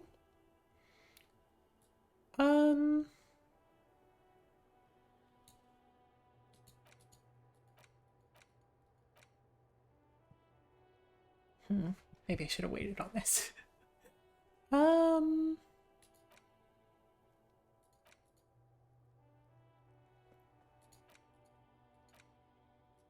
Guess it's probably a good idea to start it sooner rather than later.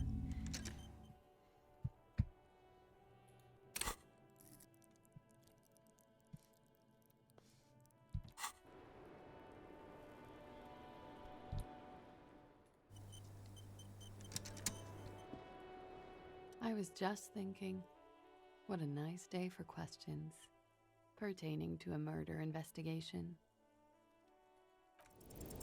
She looks back. Time moves slowly. The triangles of her face rearranging into a weary smile. Don't worry.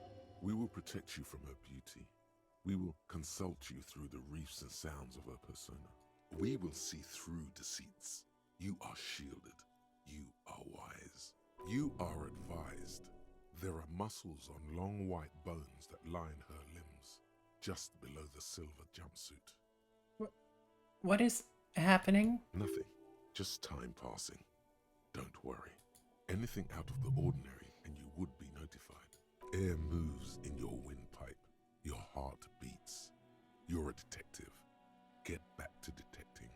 Am I being beguiled? She presses her elbows against her waist and slowly turns her head.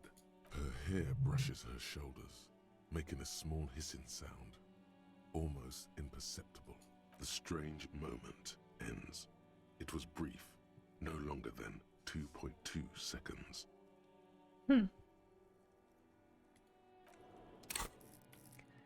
Later then.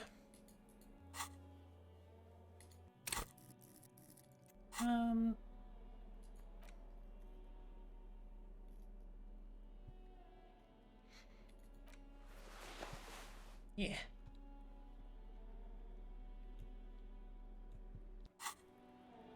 It is, in fact, not a red check.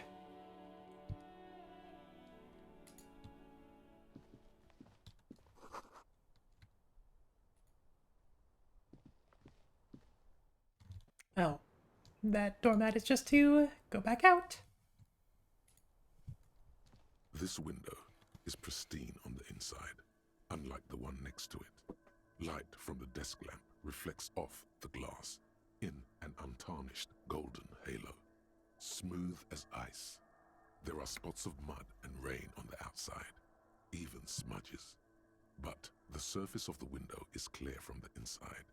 No chips, no hairline fractures. Following your lead, the lieutenant leans in closer to inspect the surface. Window was recently replaced. Looks like it, yes.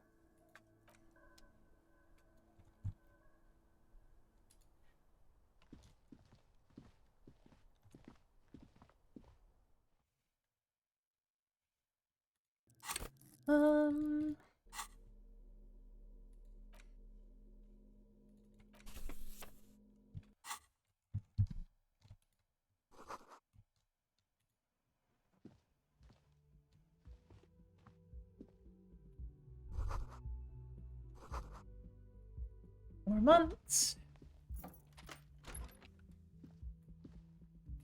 Well, this feels weird. This medicine cabinet is full of wares. Sheets of pills, haphazardly stacked one on top of the other. There's also a toothbrush somewhere in there. Pharmaceuticals line the shelves, sheet upon sheet of pill bottle next to pill bottle. Acetylic acid, APAP, eye drops, blood thinners. Quite the collection. Anything of note? Pill bottles rattle like bones as you search the cabinet. Paracetamol, histoparidol, something in a foreign language you can't read. Behind them, an unusually shaped nasal spray. Its label reads, Nacra. Nacra? This is used to treat opioid overdoses. Always handy to have around. Nacra, opioid antagonist. Interesting. That's used for diamorphine overdoses. You could say he's on the lookout. Among some foreign, probably Messinian or Gotwaldian, marked red blister packs you find. What do you find? This is going to take a little know-how. Well, against my wishes, I do in fact have a good amount of electrochemistry boosting clothes. Por ejemplo.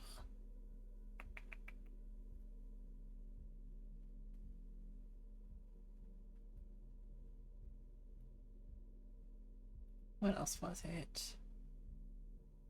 Was it the short shorts? Yeah, sure was. Okay, they aren't short shorts. They're just jeans. They just look like short shorts in the icon.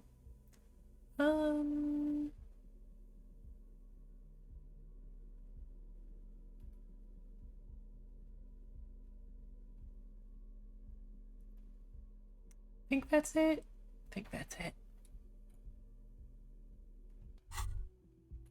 The pockets of these new jeans are perfect for sticking your hand into. Makes you look cool, calm, and collected. As your hand enters the pocket, your fingers brush against something soft yet crinkly. Okay. Hey, it's a chewing gum wrapper.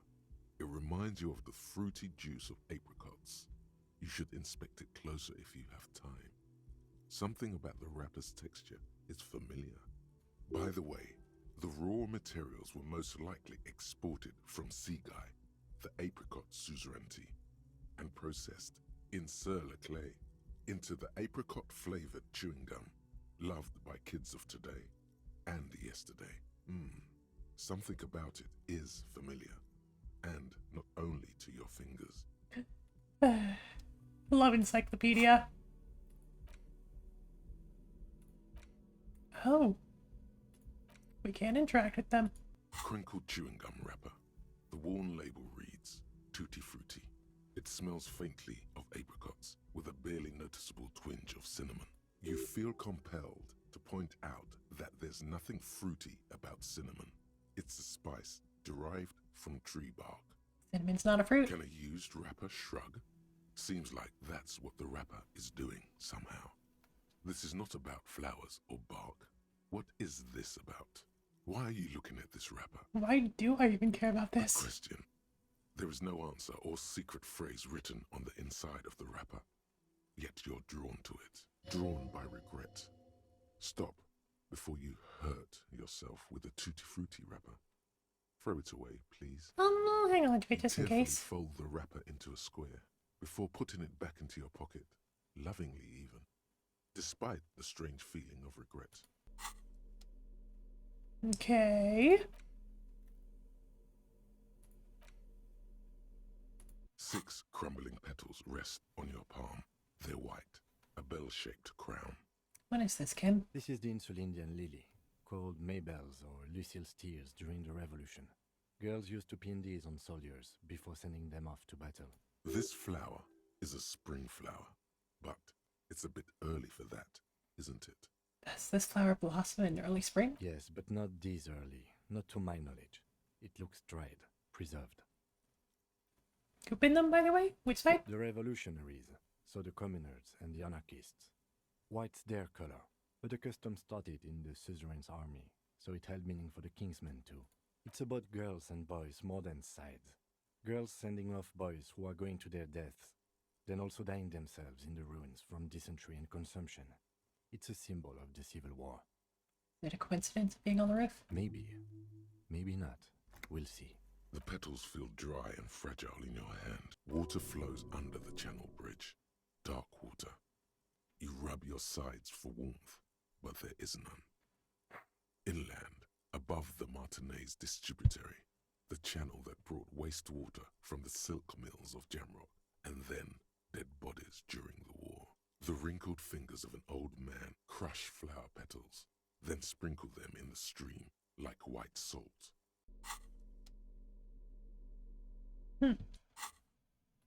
This medicine cabinet is stocked with drugs, nothing of note. The further you look, the more arcane it gets. You don't know what the rest of this stuff does.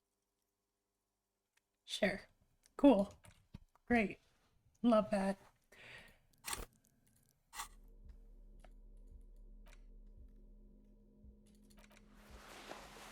I'm going back to interfacing.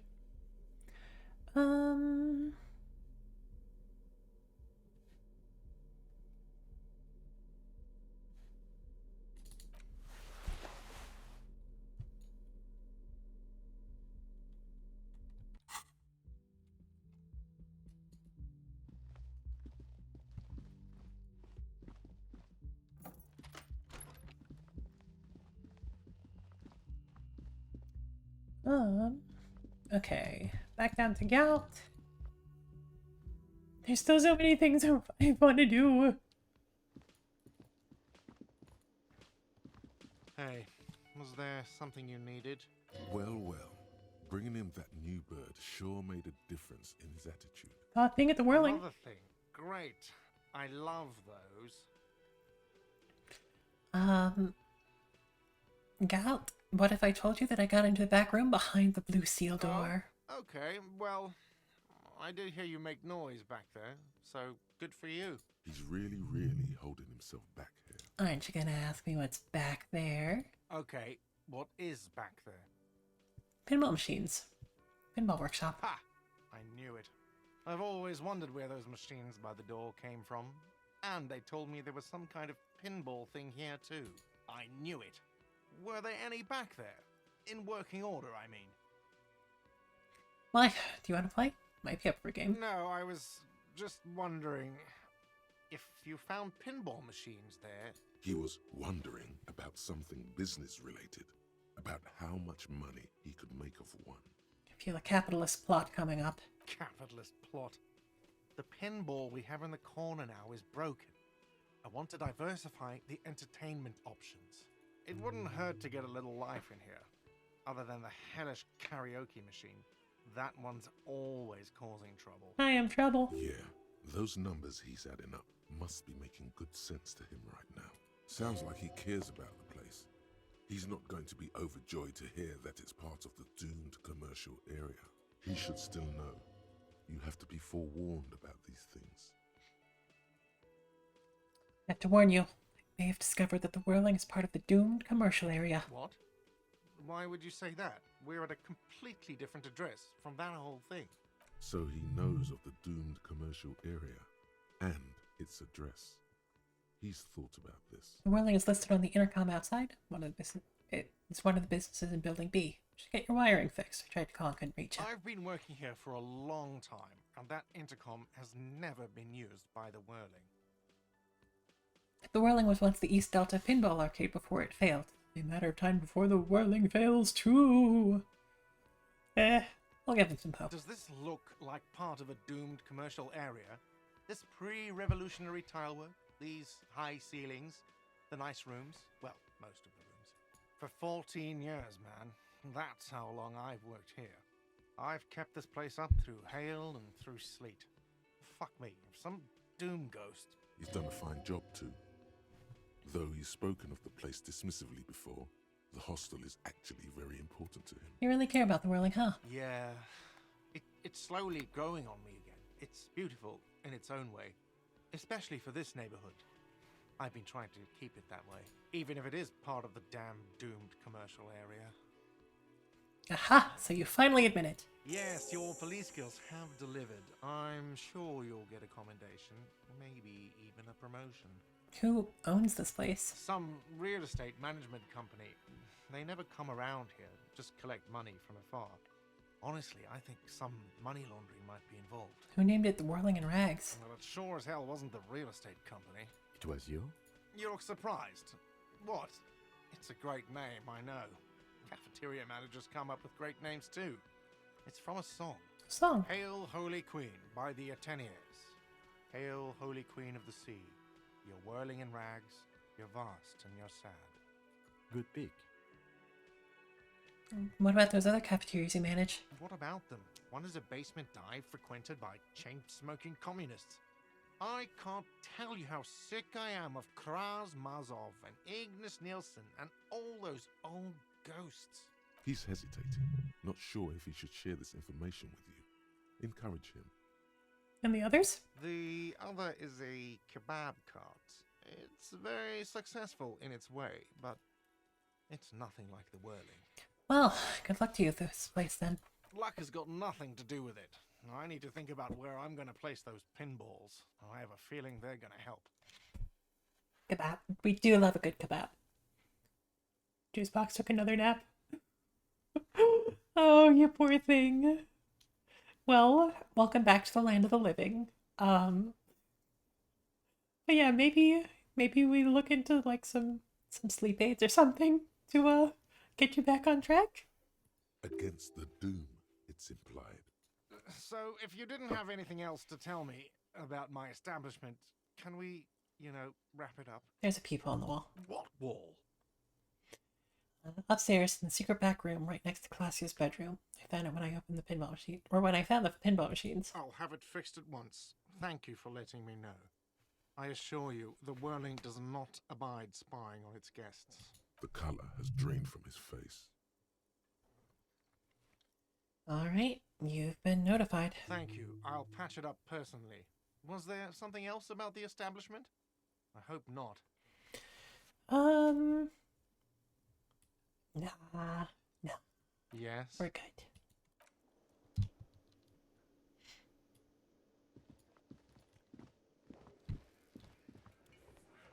Well,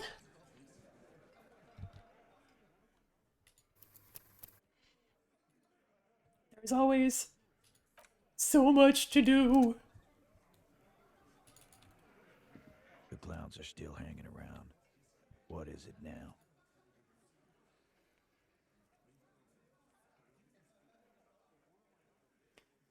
Bus says she wasn't. Fuck. I knew that fucking whore couldn't be trusted. Jesus Christ. You've hit a nerve. Titus is furious. No, more than that. The loyal Titus feels betrayed. For the record, Titus Hardy did not explicitly specify the victim as a whore, nor did he say anything about trusting her. Oh, shut up and stay out of this, Liz.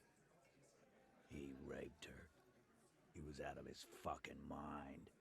You have no idea. She's just in denial, asshole. You don't understand the traumatic experience. She's shutting down. And she doesn't fucking trust you. Yeah, she's crazy, A crazy bitch. You know the type. She's fucked up. This is a diversion. Stay on track. Cut the bullshit. She told me the truth. Lawman, I'm at the end of my goddamn rope with you. I fucking told you not to push her. His hands become fists. And you went and pushed her. I am gonna fucking hit you. Duck. Titus Hardy. Everett personally sent me to take care of this. If this goes south, we'll all be in the shit.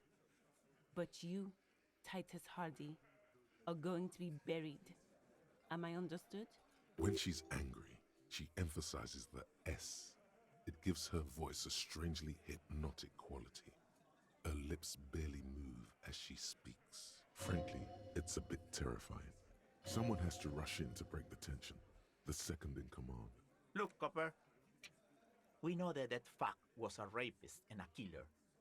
We got him confessing to it on tape. Show it to him, T. What's the harm, right? Here, jerkwad. Listen to this shit. And then come back and tell me the soldier of the apocalypse was an innocent man. This is their last play, this tape. Their story is in tatters, a mess. It might be nice to listen to, but at this point, you don't need to.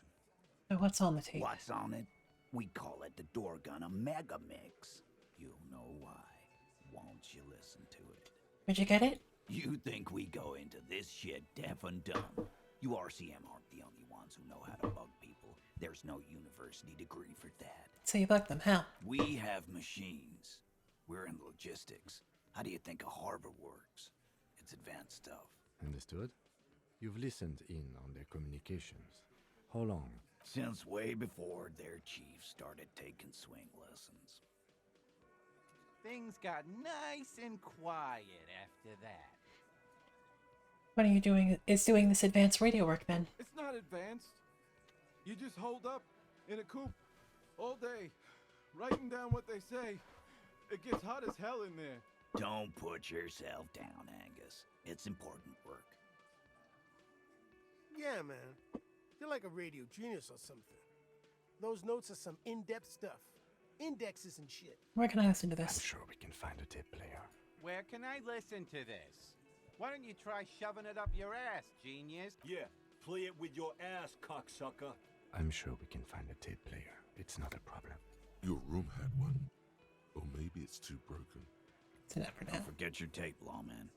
Compliments of Titus Hardy. Fine. Thanks. You do that. Oh, and keep it. Maybe you'll need a reminder of human ugliness someday.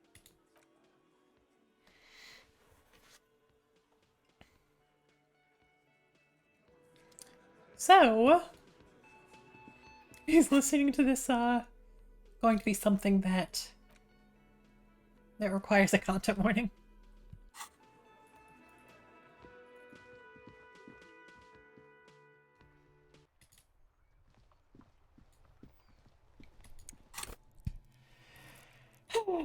Guess we'll get to it then. The porter reel is just what you needed.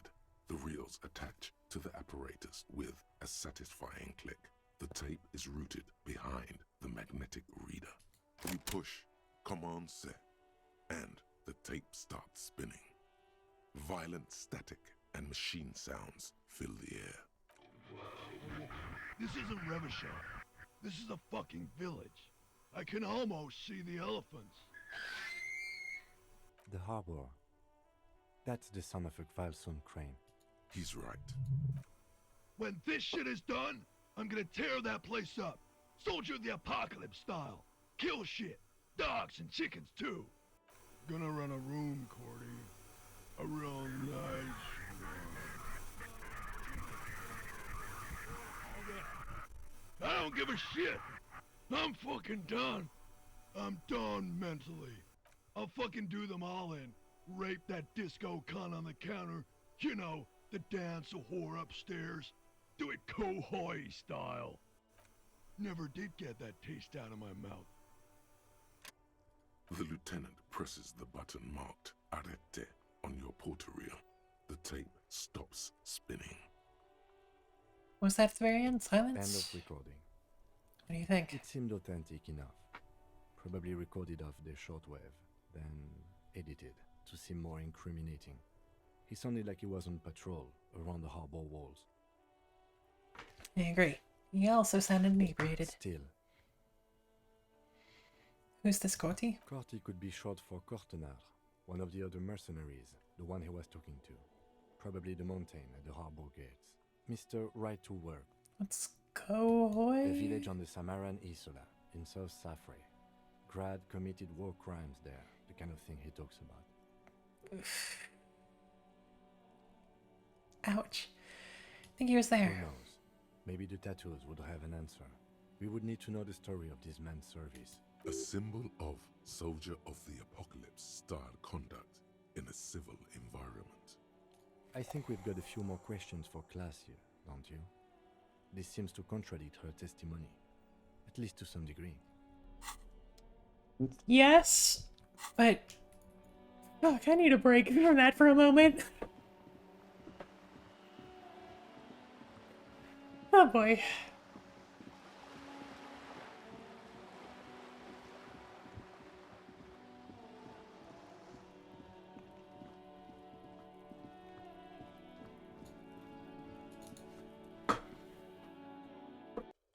Thanks for the Quentin dilate.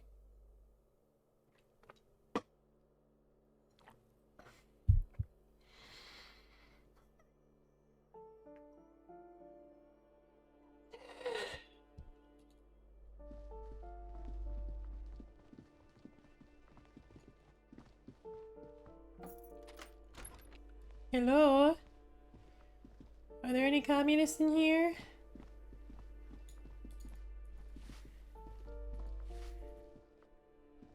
Give me a moment. I'm looking for Billy Maison. Do you know where she lives? It's about Victor, isn't it?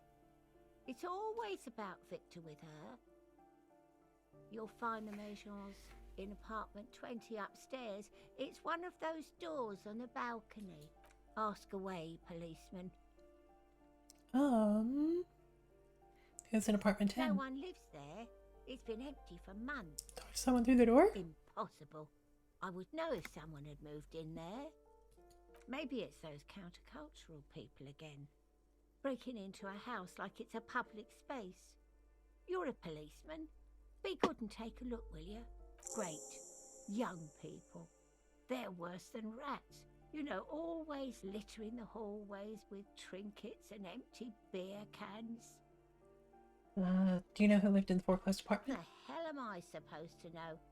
Another nut job, I assume. Was there a hole in the wall? Some lunatic lost his mind. All kinds of morons pass through these halls. With how small these rooms are, wouldn't you want to break the wall down? It's one of the residents on vacation. Their mailbox is overflowing. People come and go. I don't keep an eye on everyone.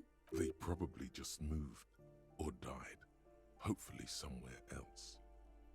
Padlock door? Oh, that one is a scientist, a future scholar. I think he studies astrology at the community college. Education's good. I always tell them to study. Astrology? Something to do with all those stars around his door. He asked me to leave his drawings up on the wall. You mean the star and antlers? I think that's a symbol of communism. The symbol of what and how?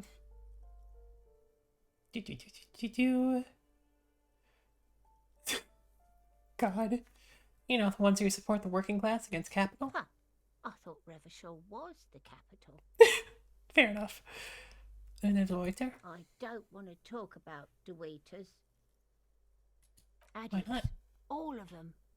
And sometimes I hear them screaming. They don't like me cleaning behind their door. Think I'm listening in on their fights. It was dirtier there, after the janitor's closet. She avoids the end of the hallway. We saw unpaid utility bills. Aren't they going to be evicted? No one likes them in this building. It's only because of the kids they haven't been thrown out. I don't like talking about those people.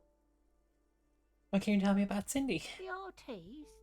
Nothing I can do about her, I'm afraid. She ruins the walls faster than I can clean them. Still, she leaves an old lady to her business. More than I can say for others. Okay. Point She taken. mumbles some kind of a response.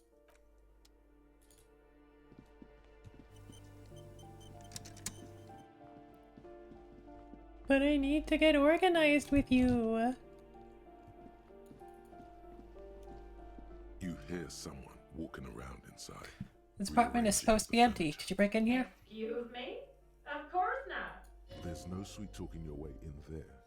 Be official. You have plenty of reason to enter. I don't need a warrant if I suspect there's been a break-in. Oh, come on. Well, that was easy. That was smart.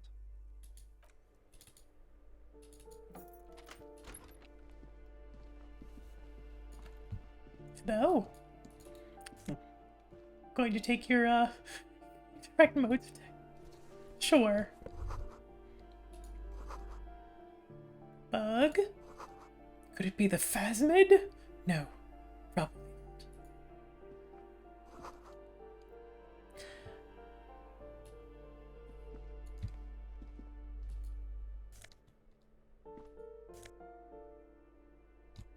not. Sure. Satisfied? My name is Marielle Charpentier, and I'm an agent with Martinez Realty Associates. I am not breaking in, as I have every right to be here. The keys, see? Boy, there are a lot of different keys there. More than 20 at least. Her voice is really cheerful, despite her obviously hating you. Do you want to see my ID as well? You can't legally ask for it, but why not? Want to see my residence permit too? God, it sure is a portrait. I don't need your ID, I just want to ask some Very questions. well, but please make it quick. I need to be back in La Delta in an hour. You've been here for like 2 days. Now I'm getting you in your last hour here? Lived in the foreclosed apartment. Oh, that's another huge mess. The former tenant owes us 3 months of rent. 3. We closed the apartment and planned on auctioning off the valuables, but... And again, I have no idea how stupid mistakes like this can even happen. But Ron, when he came to close the door, didn't close the neighboring door. And there's a hole in the wall. A hole in the wall. Can you believe it? And then the tenant ran off with his stuff. He's gone. The money's gone. Just like that. The sum must have been puny. Oh, it irks her. The incompetence. Couldn't have been that much money. Well, looks pretty shabby. These apartments are perfectly fine. They have gorgeous architecture, a million real view of the bay, good ventilation, neighbors, life, spark, and they are affordable. She does actually sound like she's talking through her grin. Or grimace. I'll tell you, Martinez has a future. In a few years, it's going to blossom with artists and creatives and those radio computer wizards. The radio computer wizards are invested with magical economic powers. So what happened with the wall? Don't ask me what happened with the wall. I have no idea how we're going to find the time or resources to fix it. Both apartments are now unrentable. Both. What are you doing here? I need to get it ready for the next lease, but as you can see, the previous tenant completely trashed the place. Sounds like they knew how to have a good time. It was some kind of a moribund old man who used to be a business owner. You'd think they'd make rent. A sudden serious look crosses her face. This story didn't have a happy ending. But that was months ago. Anyway, was there anything you wanted, or is that it? That's all. Of course.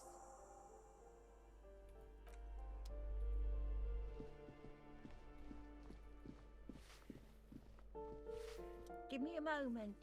Didn't find any counterculture people in 10. Real estate agents setting up the room for new tenants. I see. I hope some good people are finally going to move in. This place needs them.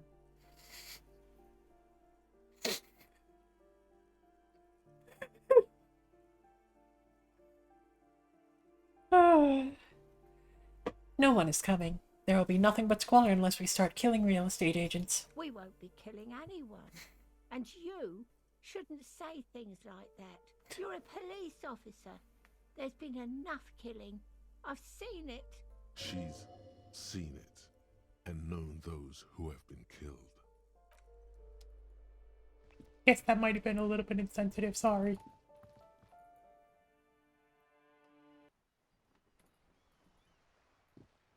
Hey, Cindy.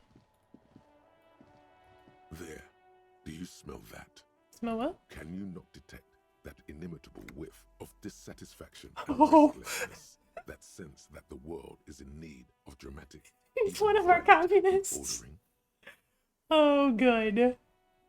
What do you smell? The first thing that strikes you is the overwhelming brine. You imagine yourself underwater, 100-legged arthropod scuttling along the murky silt at the bottom of the sea. But then the unmistakable reek of seagull shit hits you, buoyed along on the air currents, an acrid melody atop mouldering cords of wood rot and heavy fuel oil. Everything in order, detective? Working on developing my political consciousness. You're developing your... You know what? I just leave you to it. Carry on, detective. The lieutenant lacks your highly developed politico-olfactory cortex. The smell is undeniable, and it's coming from that balcony up there. You mean from Cindy? Certainement. A precocious communist youth, a symbol of a kinder, more hopeful future. Now's your chance to establish contact with your revolutionary brothers and sisters. A chance to establish contact with the future. What a beautiful, terrible thought. Hello again, officers. Have you come to admire my mural? Hey, sister. Let's talk politics for a minute. And what do you know about politics? I'm looking for comrades to help me fire up the great Mazovian sausage grinder. Will you help me? The girl erupts in a cackle that seems like it should belong to a much older woman. Oh, that's very nice. The little piggy wants to make sausages. Out of what? His little piggy friends? Out of the bourgeoisie. So the little piggy is a big bad communist now. Sure. I know someone who'd love to talk that ideological stuff. You're looking for Steban. Also, yes, I very much liked the don't worry, Kim, I wouldn't grind you up. But I need to make my appearances to the youths. Who's Stepan? A right communist who runs a mega cool and very secret meeting. Where to find him? I might. Will you tell me? No. The lieutenant let slip a sigh that seems to suggest this turn was utterly predictable. Just tell me what you want me to do. A wicked grin extends across her face, a laughing skull. Death hilarious. This is gonna be bad. Oink for me, piggy. Just once. God. There's no way to treat a revolutionary brother. Wrong! This is exactly how I treat my little brother. Oink. Oink. There, that wasn't so bad, was it? The lieutenant, needless to say, is not impressed. Sounds like you're really serious about meeting Steban. It's touching. Sort of. Steban's group meets only at night. In an old room in these apartments here. It just so happens you're in luck. Their weekly meeting is tonight. Poke your snout around sometime after 10 p.m. and you might just find them. What else can you tell me about Steban? Just that he's a real communist. Not like the play acting you've been doing. The rest, you'll have to see for yourself. It's very helpful. Thank you, Cindy. Hold on. You didn't think it would be that easy, did you? What? See, Steban's a bit on the paranoid side. He's got all these mega secret passphrases to keep out infiltrators and the like. You can't join the meeting without one. You know the passphrase? Sure, I do. Steban trusts me. But you're not going to tell me, are you? Why would I? That would be so boring. Now, let's see if you're half as dedicated a communist as you say you are. I mean, looks pretty communist to me. That's enough. Off with you then. Do you have any idea what might happen to the hangman's What do I armor? care about some fucking tin eggshells?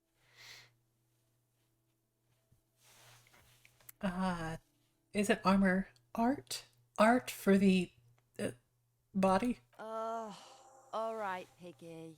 I'll give you this one. I saw a little girl in the fishing village running around with military-grade handwear. Looked cute as hell. Could that girl have been little Lily? It's not a bad place to start.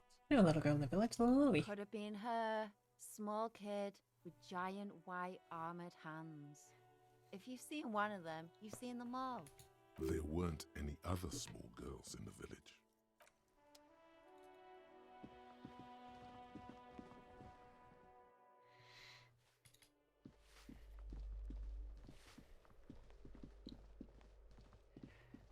Dum-de-dum-de-dum-de-dum-de-dum. I know we're getting toward the end of our time, but I do want to at least follow this train of thought.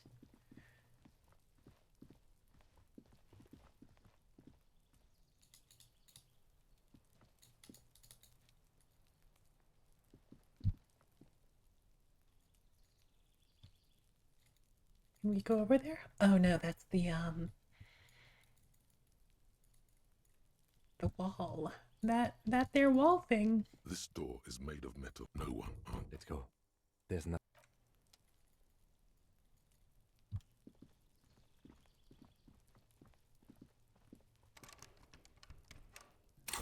Oh, right. We have technology.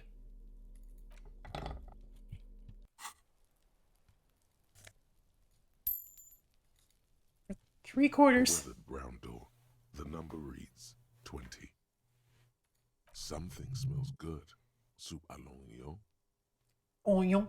The lieutenant motions to you to go ahead and knock. This is the door. You already know it's the right door. This is going to be so hard. Hello? Who is it? And someone turns down the radio.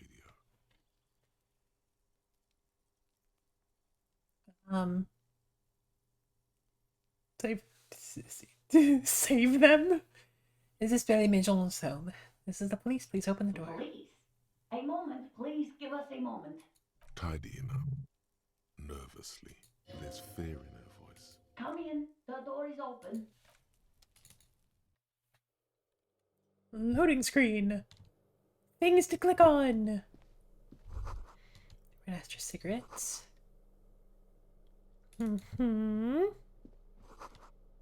Humanitarian need macaroni. Newspaper clippings and blaze of curtains. Aw.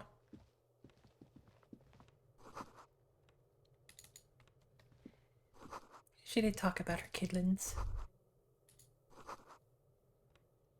Rings hollow in the room.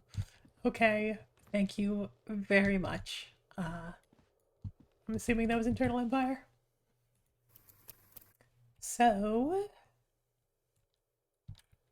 I get the feeling that we should be as empathic as possible here. So,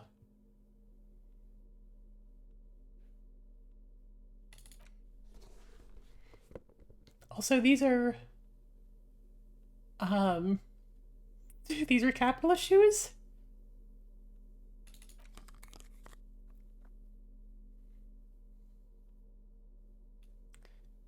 I think that was it for empathy clothes, right?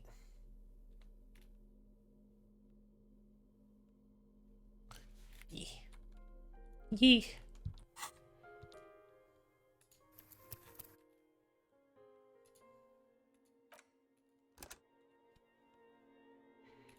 Hello.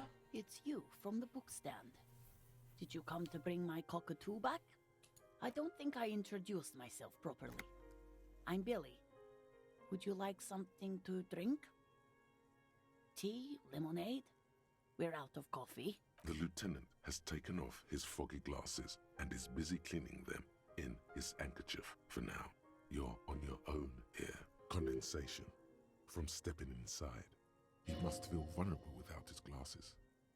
Is this why he's letting you take the lead? Thanks, but I'm alright. Is this about Victor, my husband? Is he in some kind of trouble again? I can come pick him up in the station if that's what. Keep it together. You don't want your body language to tell her the news. Sorry, I'm rambling. It's just that Victor often gets into all kinds of trouble. So, how can I help you? How about some small talk before you break the news?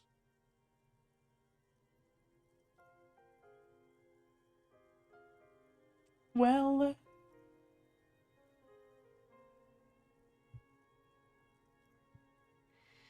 that's pretty good. So, how you been? How have I been? You're not here to... Can't write a scene without knowing the actors. Ask more. Get comfortable around her. You live here with Victor, your husband, right? It's me, Victor, and the kids here. We have 2 daughters, Jenny and Jolie. I remember you mentioned them at the book stand. Mm-hmm. They came home later. They're good girls. And where's everybody? I don't see anyone home. The girls are staying at their friend's place tonight. And Victor is out.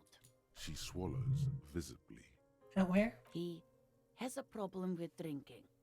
And so he disappears every now and then. He's probably in the box drinking with his friends. I sent him to the library a few days ago, but I guess something came up. To your knowledge, did he make it to the library? No. I guess I'll find out when he decides to come back home. It shouldn't be long from now.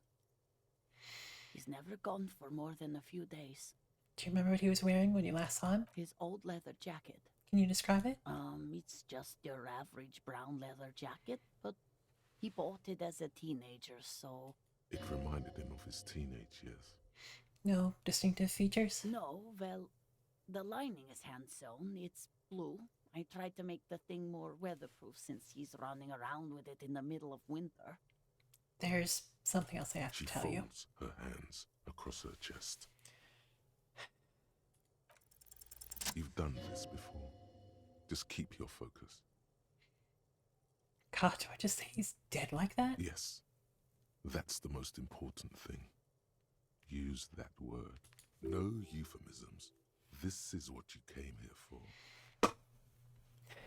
Ma'am, I'm very sorry to say, but your husband, Victor Maison, was found dead on the Martinez boardwalk. What did you say?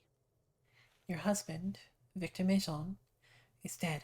I'm very sorry for your loss, ma'am. Oh. But he was just... But he was just here. Alive. We understand this comes as a huge shock. I want you to know that me and my partner are here for you if you have any questions. Take your time, ma'am. What happened to him? It was an accident. He fell through a hole in the boardwalk and hit his head. Was he drunk? Alcohol may have played a role, yes. I see. And you just found him there, lying in the cold. How long had he been there? If you say 2 days maybe, it will be etched in her mind forever. It couldn't have been long. She blinks, eyes welling up with tears, as her hand starts searching for something from the pockets of her dress. The handkerchief. A small, terrified smile quivers on her face as she takes the handkerchief and wipes away the tears. She looks disoriented. Is there anyone we could call for you? A friend, a family member, someone who could be here for you? No. I just need to tell my girls. God, should I call them? Should I tell them to come home? No. A day. No. Day to recover. You'll be better prepared when they come home tomorrow. Good. It's probably the right thing. Thank you. Just tell me, what do I need to do next? Where is he? Can I see him? We've taken him to the city morgue. The local coroner will be contacting you shortly to arrange the funeral. Here's his number in case you want to contact him earlier. A very good call. Is there anything else that the RCM could do for you? No, I'll call you if something comes up. I'm still... Thank you. Thank you for telling me. I'll call if... These are her last reserves of strength. Her muscles will give in soon. Already, she starts to shake. Again, I'm very sorry, man. We should step outside and talk.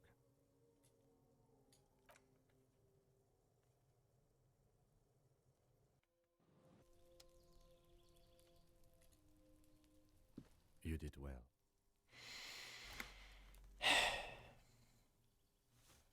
What now?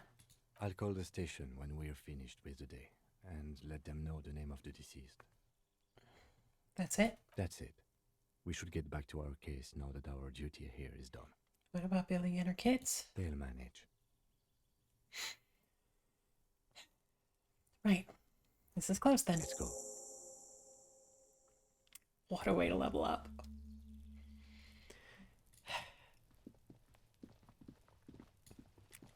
I'm gonna talk to a man about being a communist to cheer up, and then we'll finish this off. Oh boy.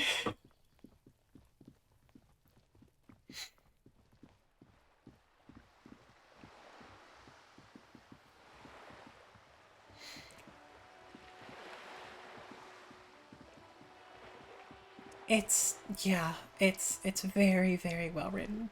But also, ooh, yeah.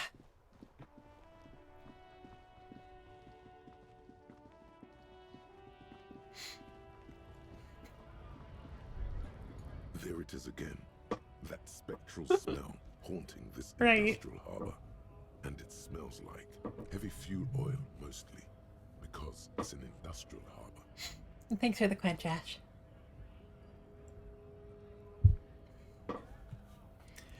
It's yeah, it's very interesting that that I took a break from like the skin crawling type of discomfort and went to the heart sinking type of discomfort as a break. This is a good game, but also, oh my god. Oh. Years of turmoil, of hopes and dreams, ground beneath the inexorable tides of capital. Can you smell it now?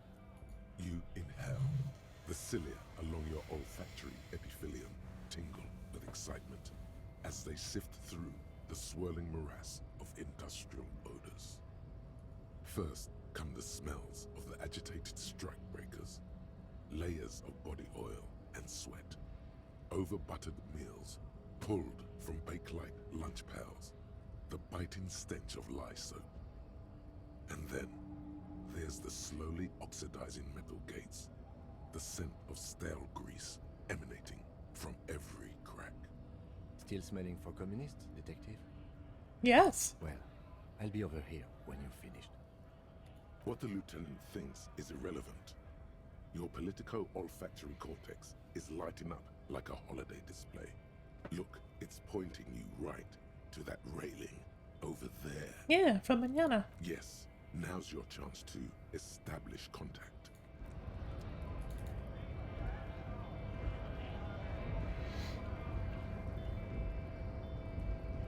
Hold on, Wandering Man. How can I help you? Listen, brother, there's something important I need to talk to you about. What's that, boy? Yeah? Now's your chance. Remember, communists are notoriously skittish, so it's best to insinuate your way in.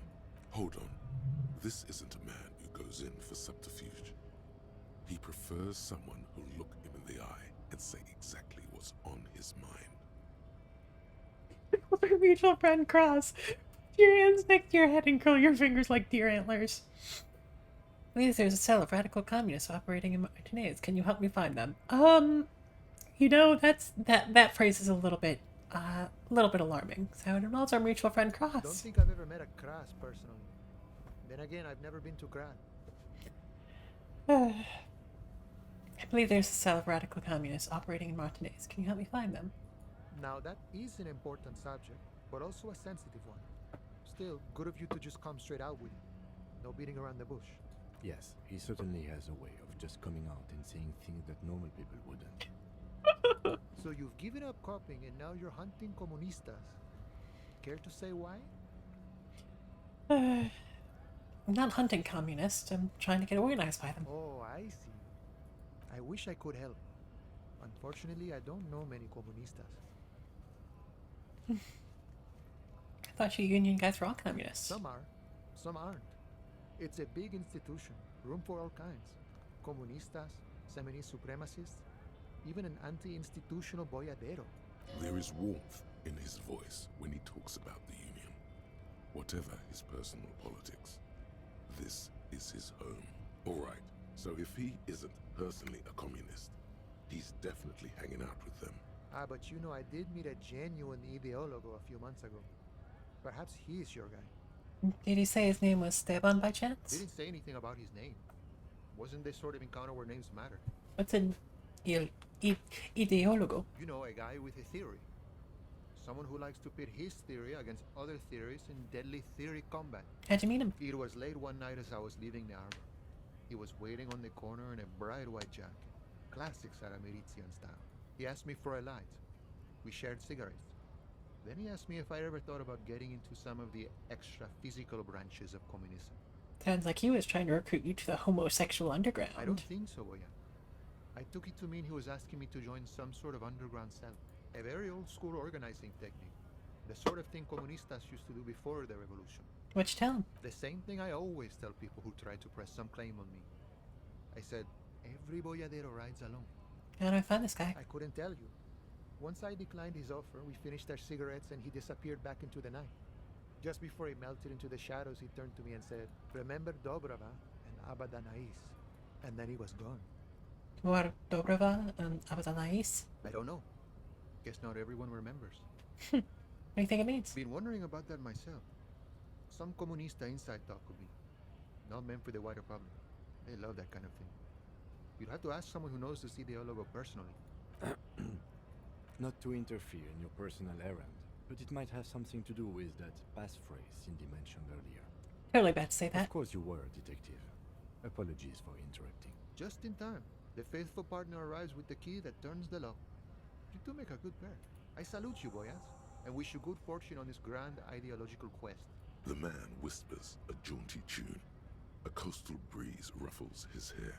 Good talking to you. Gotta run. So, we have mailed the letter. We have not talked to Everard. So that's probably going to be one of the first things that we do next week. So, we're gonna go ahead and save for now. But, yeah, next week, we, you know, I am still debating making this both a Thursday and a Sunday game, just because I'm enjoying it that much and I want to continue unraveling its threads. But we'll see if there's anything else in mind for Thursdays now that my Unravel 2 collaboration with Juicebox is over and done. Thank you for the question, Dilate. I'll continue my my spiel after that.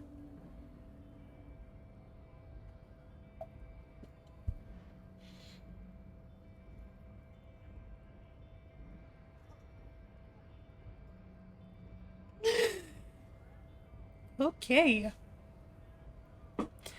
So yeah, Wednesday evening we should still be on for Valhalla over on Lositis Nox's channel. We are real far into that game, so I think we only have a few days left So, yeah, they're good. I like them. Thank you for the shout out.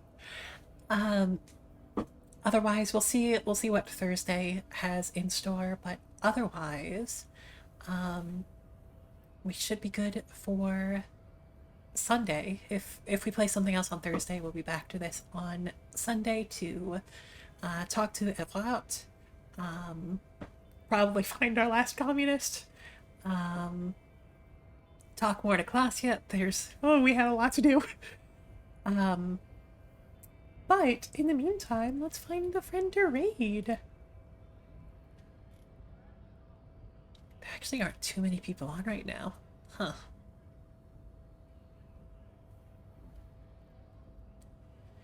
Are you feeling Kirby 64 or Bloodborne?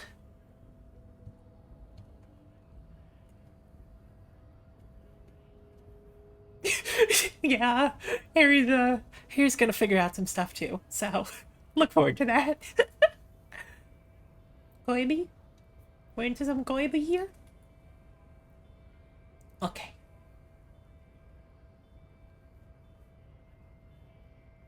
How long has meetup been going? About an hour and a half. I do really like Kirby 64. Its gameplay is still a little bit awkward, and some of the crystal shard locations and like requirements are a little bit bullshit, but for reasons that are probably obvious, the true final boss has stuck with me. So, Frank, thank you for giving that gift sub to Ash, and congrats on becoming a perfectly average little bird. But yeah, Kirby 64. So, we're gonna send our raid over to Mino, who is actually, is he playing Kirby 64? This looks like Klonoa. Well, either way. But yeah, Mino is a funky little sea slug. So, presumably Frank is about to put some raid messages there in chat. But yes. Raid messages, for those of you who are subscribed, there's an emote version. For those who are not, there's an emoji version. But yeah, this has been an emotionally fraught stream, but it's also been a good one. I'm very much looking forward to playing more of this. I'm glad that we made so much progress today. And yeah, really thank you for everyone who came by. Thank you for the gift subs. Thank you for the couple of new follows that we've had recently. Thank you to everyone who has lurked, who has contributed their expertise and knowledge of this game. It's really been a blast. So, for everyone who has chosen to gaze long into the abyss, know that the abyss gazes back, and we'll see you again real soon. Take care of yourselves.